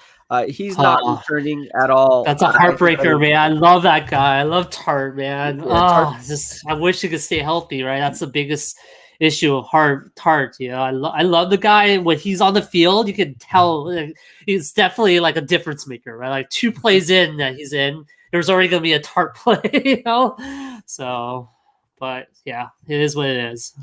All right, Lunar Mystic from BEASTwriter family. Y'all want Mitchell Trubisky as starting quarterback for the Niners? Because I don't. Why do you think the Niners traded a pick down from the Bears? Yeah, I am not a fan of Mitchell Trubisky. I would say pass. I mean, we could have got him the first time and we didn't. So, and out of that draft, I would argue, Watson and Patrick Mahomes were way better. So, he's probably the worst quarterback that got drafted in the top 10 or whatever that year. So, and do we really want to miss again on 2017? We don't want to do a third miss with Trubisky. So, Gonna get interesting.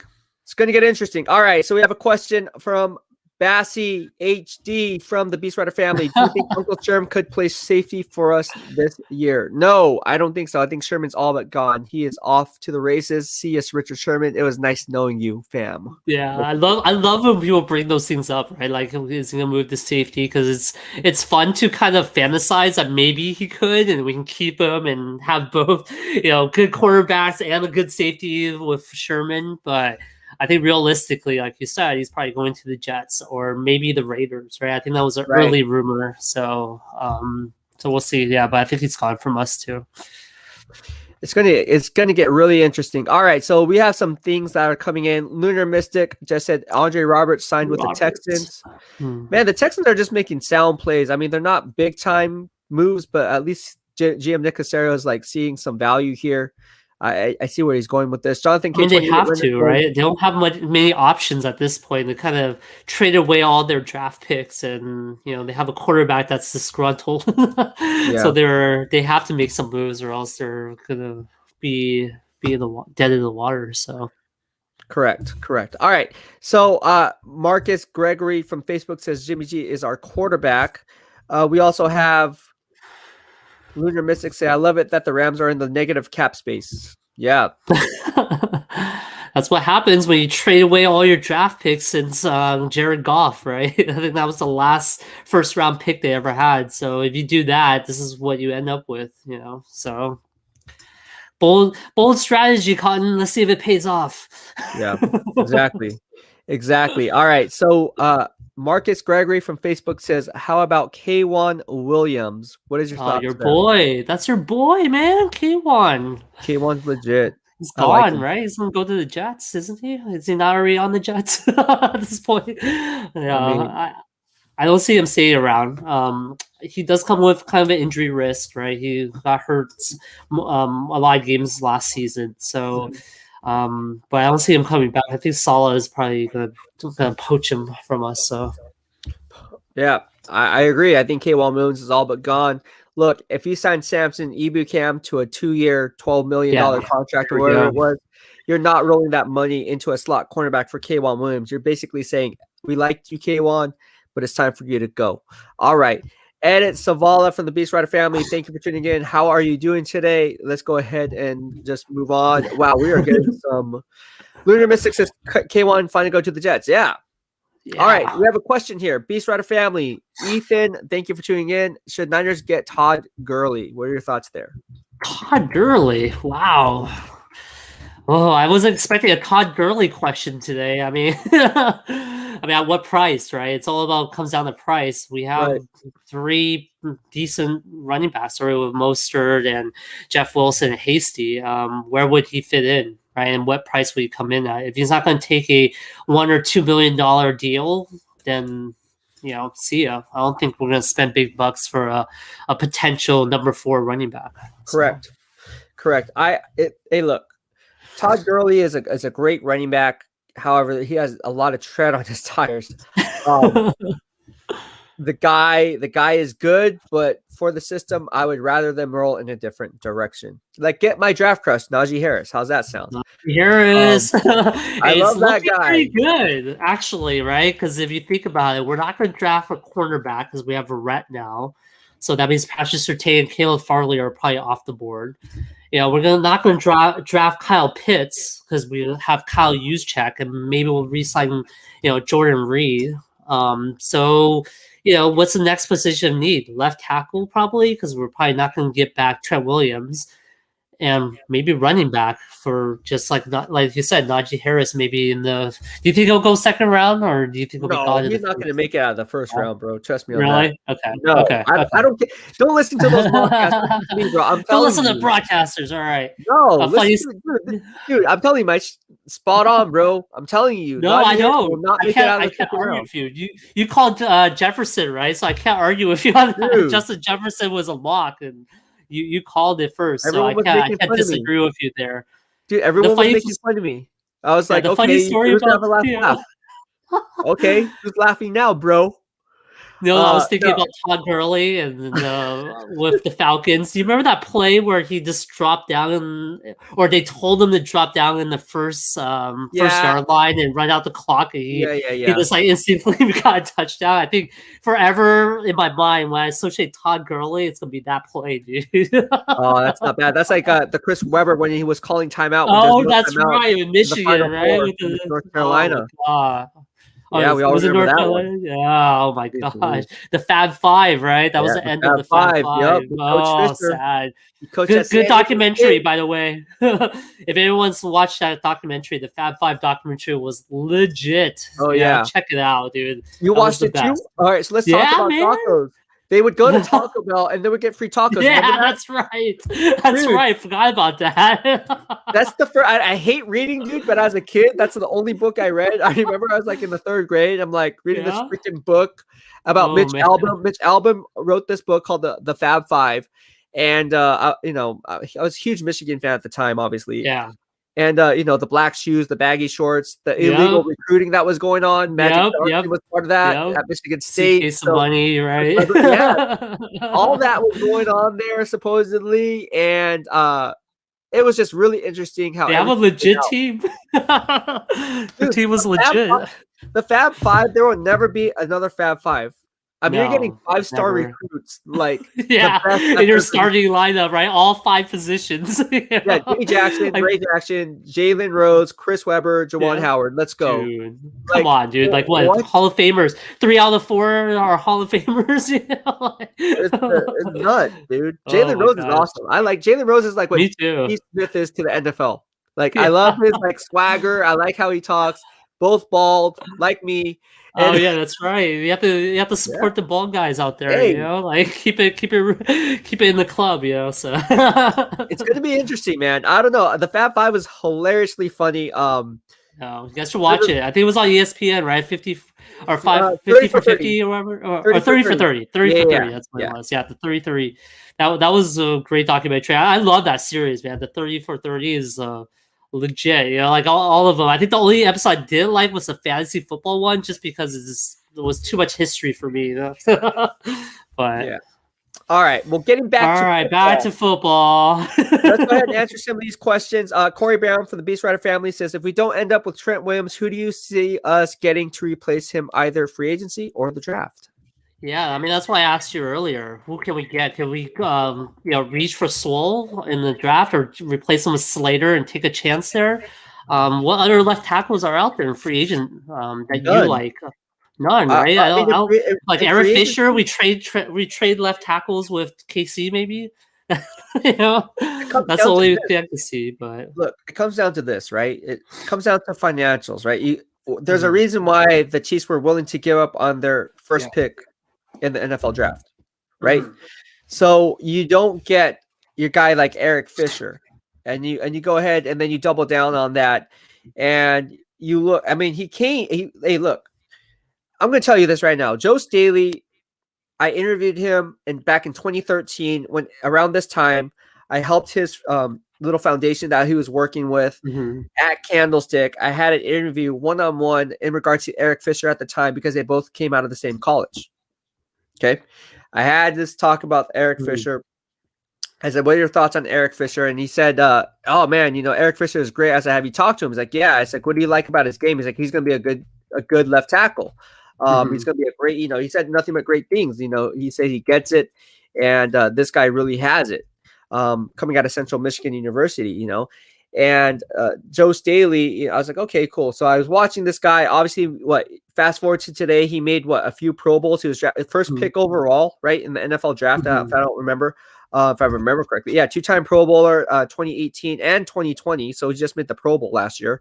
So could the Niners make a play for him? I don't know. I mean, it remains to be seen. I would rather them go in a different direction because I think he's well past his prime. I think Andy Reid realizes that, and he's on the decline. He's on the decline. And he tore his Achilles, right? So that's not an injury that you come back from and be 100% again. So What do you think about the guy from the Steelers, Villanova? I think he's a free agent as well, right? Do you I don't think? like Alejandro Villanueva. I don't Yeah, like him at all. I don't think he's a good fit. If you watched him, he mhm. was getting manhandled by Nick Bosa back in 2019 in Yeah, week he 3. was. Uh, 6 million a year, though. I mean, that's a short 1 year deal, just so but just so you can get a better one in next draft. but you're just prolonging a longer issue, right? Yeah, that's It's like true. being in a toxic relationship. At some time, you just have to release and start fresh. And then I guess the other guy that's also available is Russell Kung from Ru- Carolina Panthers. What do you think about that guy? Russell Okung, I mean, he's a former Lacoon, first round Lacoon, pick. Yeah, yeah, he's a former first round pick. Obviously, had some good years with Seattle. Um, was traded obviously to the Panthers for Trey Turner. yeah. But getting back to Russell Okung, again, They're all the past same age as Trent Williams, by the way. They're all 33, except for his prime. Fisher. Fisher's 30, right? So you already said Fisher's past his prime at 30, but Past his Trent prime. Williams is going to get big dollars at 33. So I don't know. Less wear on the tires for Trent Williams, right? Because he kind of sat out a season, but still. Yeah. It's again like Eric Fisher to me is past his prime. I Yeah. believe that. I think Okay. that's the reason why Andy Reid and Brett Veach got rid of Yeah. their first round pick, drafted number 1 overall. He's not just a first round pick; he was the first pick in the entire draft class. So So what do you think we should do then? Because I just named off the top free agent left tackles, right? And then we don't draft know, any of them. Go yeah, go into free agency. uh-huh. Let it play out as it should. Pick up someone after, maybe an undrafted rookie free agent, get some competition there, and then Okay. draft one in the draft. That's the play. Whether it's But the who would you second like in round. the draft, right? Who would you like? Because it's Slater or Sewell. I know. Obviously, is going to Bengals, right? No, So you'll be diminishing the value of the pick at 12. I wouldn't pick a offensive okay, tackle in that area. I would rather them draft cornerback still because again, Jason Verrett's on a 1 year mhm, rental, so there's no yeah, guarantee he's going to return if he has he only resigned for San Francisco for one reason: yep, the money and guaranteed, and he wants to bank on himself that he can do it 2 years in a row. If he can prove that, he's going to command 9-12 mhm. million dollars on the open market easily. He turned down a multi-year deal from a different team. That was a rumor too. So I guess the money wasn't there probably, and now he just wants to prove himself to get better bucks, like you said. So It probably wasn't guaranteed. You know what I mean? The money comes no, down to yeah, guarantee. Because it's a true. difference between a hard cap and a soft cap when it comes to the NFL. But Mhm. look, it's one of those things, man. Like I'm just Jason Verrett is a great signing. $5.5 million is a steal. Steal, yeah. It's like stealing I, candy from a baby, like I said, man. So it's I thought he was again, gonna be it's around 7 and 8 mil, right? So I think we did pretty good there. yeah. Ricky Martinez, what are the chances bringing back Frank Gore for his final year? I'm going to let you take that. Everyone loves Gore. I think everyone loves this guy. I love Gore too, right? I think it'll be great if he comes back for one day and retire, as a Niner. But realistically, I think he's going to command like 5 million or something like that. I just don't see that happening. And you know, honestly, if we're gonna get another free agent running back, it has to be someone around the $1 or $2 million range for 1 or 2 years. And I just don't see Gore taking that money, right? I think he can probably command better dollars on a different team.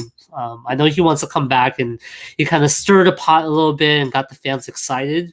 But I think it was just more a negotiating tactic, or he just really was just saying, "Hey, I love the team. Like I want to retire a Niner." But he never said he was going to play for the Niners. He said we'll retire as a Niner, right? So, and love to have him back. Great guy, and I think his son is going to be in the NFL in a couple of years. So maybe we can, if we want to bring back Gore, let's look at his son maybe in the later rounds and see how he does. So, My friend just he played at Grand Valley State, played with Matt Judon and so forth. He just texted me. He said, start the rumor on Golden Tate as the slot wide receiver. He Golden played wide Tate. receiver at Grand Valley State. Is my boy Cam. Oh, So I think nice, that's nice. funny. I think you're right about Golden Tate. I think he doesn't want to be a Niner. I think he was too resentful as a Seahawk, and they're like, "Screw this guy." It's that Harbaugh team, man, that got to his head. I'm telling you, the rivalry probably. between Pete Carroll and Harbaugh was real, and I think the locker room felt that. So, Yeah, probably right. You're probably right. All right, Derek Fulmore from Facebook says, "Go all in on Deshaun Watson." Your take there? No, I guess this is my take. No, I think Deshaun Watson, I love the guy, right? Obviously, if he's on our team, I'll be excited, but what are we going to give up, right? We have to give up a first round pick this year, probably a first round pick next year, give up, your boy Fred Warner, probably, right? Or do you really want to do that? You want to give up Kittle? That's like saying giving up Kittle, right? No way. Yeah. And like you said, would Deshaun Watson even want to come here if we mortgage like half the farm to get him? That's the reason why he's leaving the Texans, right? Because the Texans have gotten rid of all the good players on the team, and that's why he wants to be gone. He doesn't want to go to another situation where half the team is gone. He wants to go to a team that's winning and can be good. So my best guess is I think Deshaun Watson will stay with the Texans for at least a year, and then maybe next year he'll get traded or he'll wait out his contract until he hits free agent or something. But this year I don't see him moving anywhere. I think I'm going to have to disagree with you here. Please do. Tell me, please. I want to hear from you. So I think honestly, Deshaun Watson does get traded. Ultimately, he's going to get traded on draft day or by draft day. All right. And the reason I say that is because the people who say that Deshaun Watson doesn't hold leverage because Nick Caserio holds all the cards, that might be true, but you don't want a sunk cost on the books. Yeah. You look at it financially, right? From a business standpoint, you don't want your first order of business to have a sunk cost, and that sunk cost being the franchise quarterback of your team. You want to get something in return, because if you're sitting on dead weight and you're heading into the draft and then the following year you have to trade them anyways, well, then you just lost a year because you could have had those moving parts in play before the draft even took place. And then you can reassess your draft board, giving your pro personnel department and the scouting department allocated time to go ahead and make the necessary moves that they need to make, and figuring out which players realistically might be there on the draft capital that you're going to get in return for Deshaun Watson. I still see who would do it though, right? Like who would give up that much to get him? Niners are not going to do it, right? Are they really going to do it? Hey, why isn't Fred Warner being resigned? Okay. I see where you're going there. Okay. I am going to go there because look what happens with the New York Jets. Why are they getting rid of CJ Mosley right now? Who plays inside linebacker? Who has the highest paid contract in terms of guaranteed money when it comes to the inside linebacker position? That's New York Jets, CJ Mosley. They're now shopping him. I just did a podcast on this 3 days ago in regards to Fred Warner possibly making the play to the New York Jets or the Miami Dolphins. Why? Because they need inside linebacker and they have draft capital. So do you see a three-way trade potentially then? Is that what you're looking at? It can be a three-way trade. I mean, Peter King is all about those trades. You saw I know. He's stirring up the pot, man. Peter King. Nick Wright is stirring up the pot, saying, this little 7-for-1 deal. I'm like, what? Anyways, no, this is not the NBA. 3-4-way trades. I know. I was about to say it never happens, right? That's what I was going to ask you next. When does that happen? But this is a very unique situation. This is also a decreased salary cap. We are still new to this COVID. We're still adjusting to what's going on in today's society. Outside of football, take football out of it for a second. Look, they have to make a decision. And GM Nick Caserio cannot afford to have a sunk cost on his books and just play this waiting game and a game of chicken to see who's going to flinch first. Because Deshaun Watson is not going to flinch. I can tell you that right now. Yeah.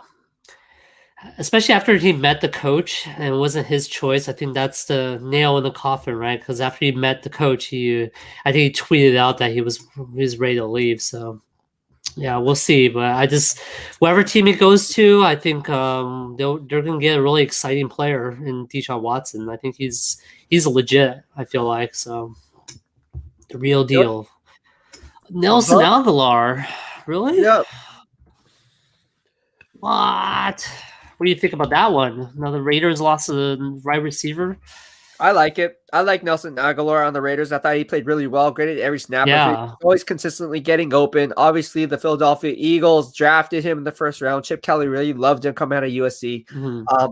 I like Nelson Aguilar. Look, if he goes to the New England Patriots, like they just said, like Monk just said, that he signed there. I just looked it up. It's confirmed, I think, that he's going to what he signed. to the What he Patriots. signed.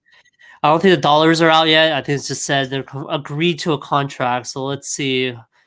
Yeah, I don't see the dollar values yet, but I'm seeing multiple people on Twitter tweeting it out. So it seems like it's a done deal. But yeah, just keep talking. If the numbers come out, I'll let you know. But does that mean Kendra Bourne comes back? Welcome back, Bourne. KB.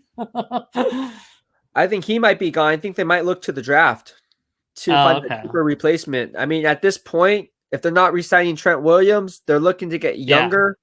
They're looking to rebuild at certain positions, and this team is in a rebuild mode. Let's face it. You lose your blindside left tackle, all-pro left tackle. You're not a Super Bowl contender. You're admitting that your team is in a rebuild mode. So we're getting Devontae Smith then, if that's where you're alluding to. No, they're not going to get Devontae Smith. There's no way they can get Devontae Smith. At number 12? He might drop to number 12. No way. He's not going to land out of the top 10. Devontae Smith won't even get out of the top 10 for sure. Not even the top 5, probably. That's true. That guy's good, man. I mean, the Eagles need a wide receiver. You know, they can easily go Kyle Pitts because Zach Ertz, what's going to, I don't think he's there anymore, right? So Zach Ertz being gone, I mean, you have Kyle Pitts there, if I'm not mistaken. And then they can also go wide receiver with Jamar Chase out of LSU. They can go Devontae Smith out of Alabama. Obviously, the Miami Dolphins and Jets can both use wide receivers. Jamison Crowder is playing in the last year of his of his contract, so I don't know what's going to happen with him. They just got rid of Robbie Anderson. He's now with the Carolina Panthers, right? So there's a lot of moving parts there, man, and it's going to be interesting at the top of the draft. Again, these quarterbacks are going to push up the board. Deshaun Watson holds the key to the draft. He holds the key to the He's going to shake it up. Yeah, it's going to be a shake-up for sure. So I think Henry Ruggs needs to step up for the Raiders now, right? Without Aguilar there, he needs to be the number one next to Darren Waller. I know Darren Waller's a tight end, but they're putting some faith into Ruggs by letting Aguilar go. All right, last question before we head out. Lunar Mystic said, should we trade the 12th pick for the 15th pick and the 94th from the Pats so we can get JC and a lineman? So basically, trade back. He's saying trade back 3 spots with the New England Patriots and pick up a 3rd round pick, and then at number 15, go get JC Horn and a lineman. JC Horn would be good. That would be a good move. I like JC Horn. I don't like him at 12, right? So, but maybe, sorry, not a lineman at 12 though, or 15. What would you get at 15? Lineman in the 3rd round. He's saying lineman in the 3rd round. Okay, yeah. Got it. I don't know. What do you think about this trade? I think JC Horn's good. I don't know too much about him, but I hear a lot of people reporting that he's a pretty good quarterback, and at 15th, will he even be available at 15th? You think? Yeah, probably. He'll be available at 15th. Yeah. Based on my mock, and my would you have 15 originally? I guess on your mock draft. I had him going right now to the Tennessee Titans. I have him going to the Tennessee Titans. I believe they hold like the 20-something pick or 18th or 19th. No, they hold the 22nd pick. So I have him going locked in at 22 right now to the Tennessee Titans. Obviously, we don't know what's going to happen. They just released Kenny Vaccaro, if I'm not mistaken. So by your rankings, then we're diminishing the value of the pick, right? Because we're taking a 22nd pick for at 15, so is that kind of how you calculate it there? No, so basically my mock draft is based on how I see it actually playing out. It's not based on my vertical board or my big board. Oh, okay, got it. So basically, if you're going to draft, if you're trading from 12 to 15 and can still pick up JC Horn at 15, that would be a solid pick based on my horizontal board and what realistically would be available at that pick.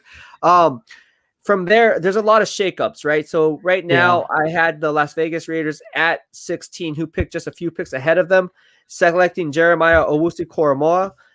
Unfortunately, or fortunately, they already made a play for Yannick Ngakoue, so you can swipe out edge rusher there. They're probably going to roll wide receiver. Obviously, the news just came out that Nelson Aguilar is now going to the New England Patriots. There's obviously already a need at wide receiver. Could they go wide receiver and get a Kadarius Toney? Do you want to know the dollars? I just got the dollar values for Yeah. Aguilar. 2 years, 26 million. Holy cow. Holy overpay, huh? Wait, what'd you say? 2 years, 36 million? 26. 2 years, 26. That's still a lot of money. That's a lot of money, right? I'm seeing a lot of comments on Alan Schefter's. Everyone's saying overpay. So yeah, but wow, the Patriots are making moves. I gotta give them props for that, right? They're going after it on this free agent market. Yeah. So. All right. First off, will Mac Jones be available at 12? And if so, would the Niners pull the trigger? Go ahead. Yes, he'll be available. Will the Niners pull the trigger? Don't know. Don't think so. I think we're just gonna get a veteran backup or try to trade Jimmy G for someone else, right? I don't know if Mac Jones fits in the picture of the team, but I wouldn't mind it. I like Mac Jones. I think he's one of the more underrated quarterbacks in the draft this year. I think I would put him above Trey Lance for sure, confidently, and maybe even Justin Fields.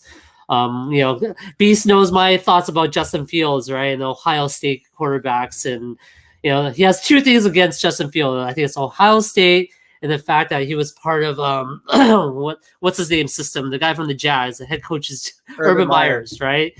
Think about Urban Meyer quarterbacks. You have Alex Smith, not pro ready. Then you have, there's so much on my mind right now. It slipped my mind. The other quarterback. That's a baseball player that retired. Tim Tebow, right? Those are two notable names from Urban Myers, and both of them, Alex Smith, I think, made a career of himself now because I think Andy Reid and their experience, but he wasn't pro ready. And then we have, Tebow that was never pro ready. So, right.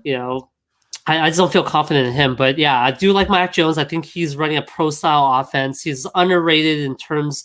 I think people question his athleticism and also the fact that he was in a pro type system and with good linemen. But come on, you have to still have to make it work, right?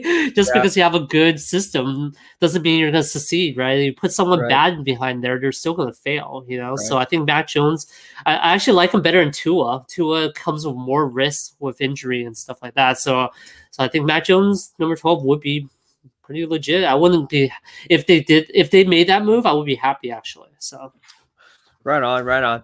Well, thank you, Jerry, for tuning in and joining the BEASTwriter family. Of course, anytime. Thank you for having me.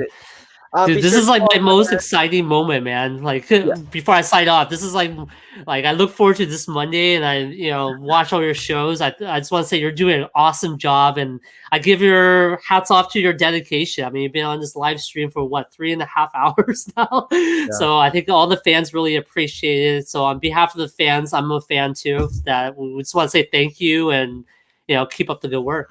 Thank you, man. I appreciate it. Likewise, man. Always honored to have you on. Follow my man, Jerry Yang, Mind of Jerry 11 on Twitter.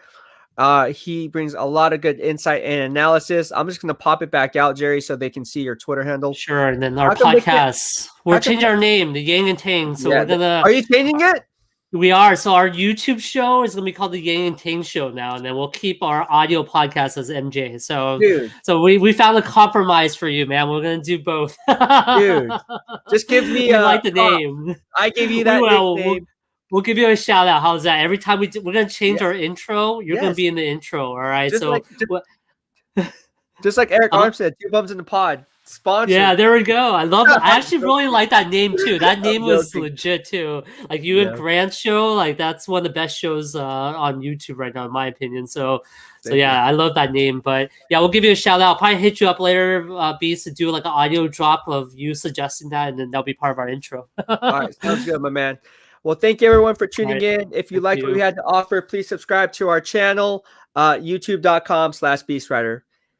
Have a good day, everyone. We are out. BEASTwriter. Sign Trent Williams. Yeah, sign Trent Williams.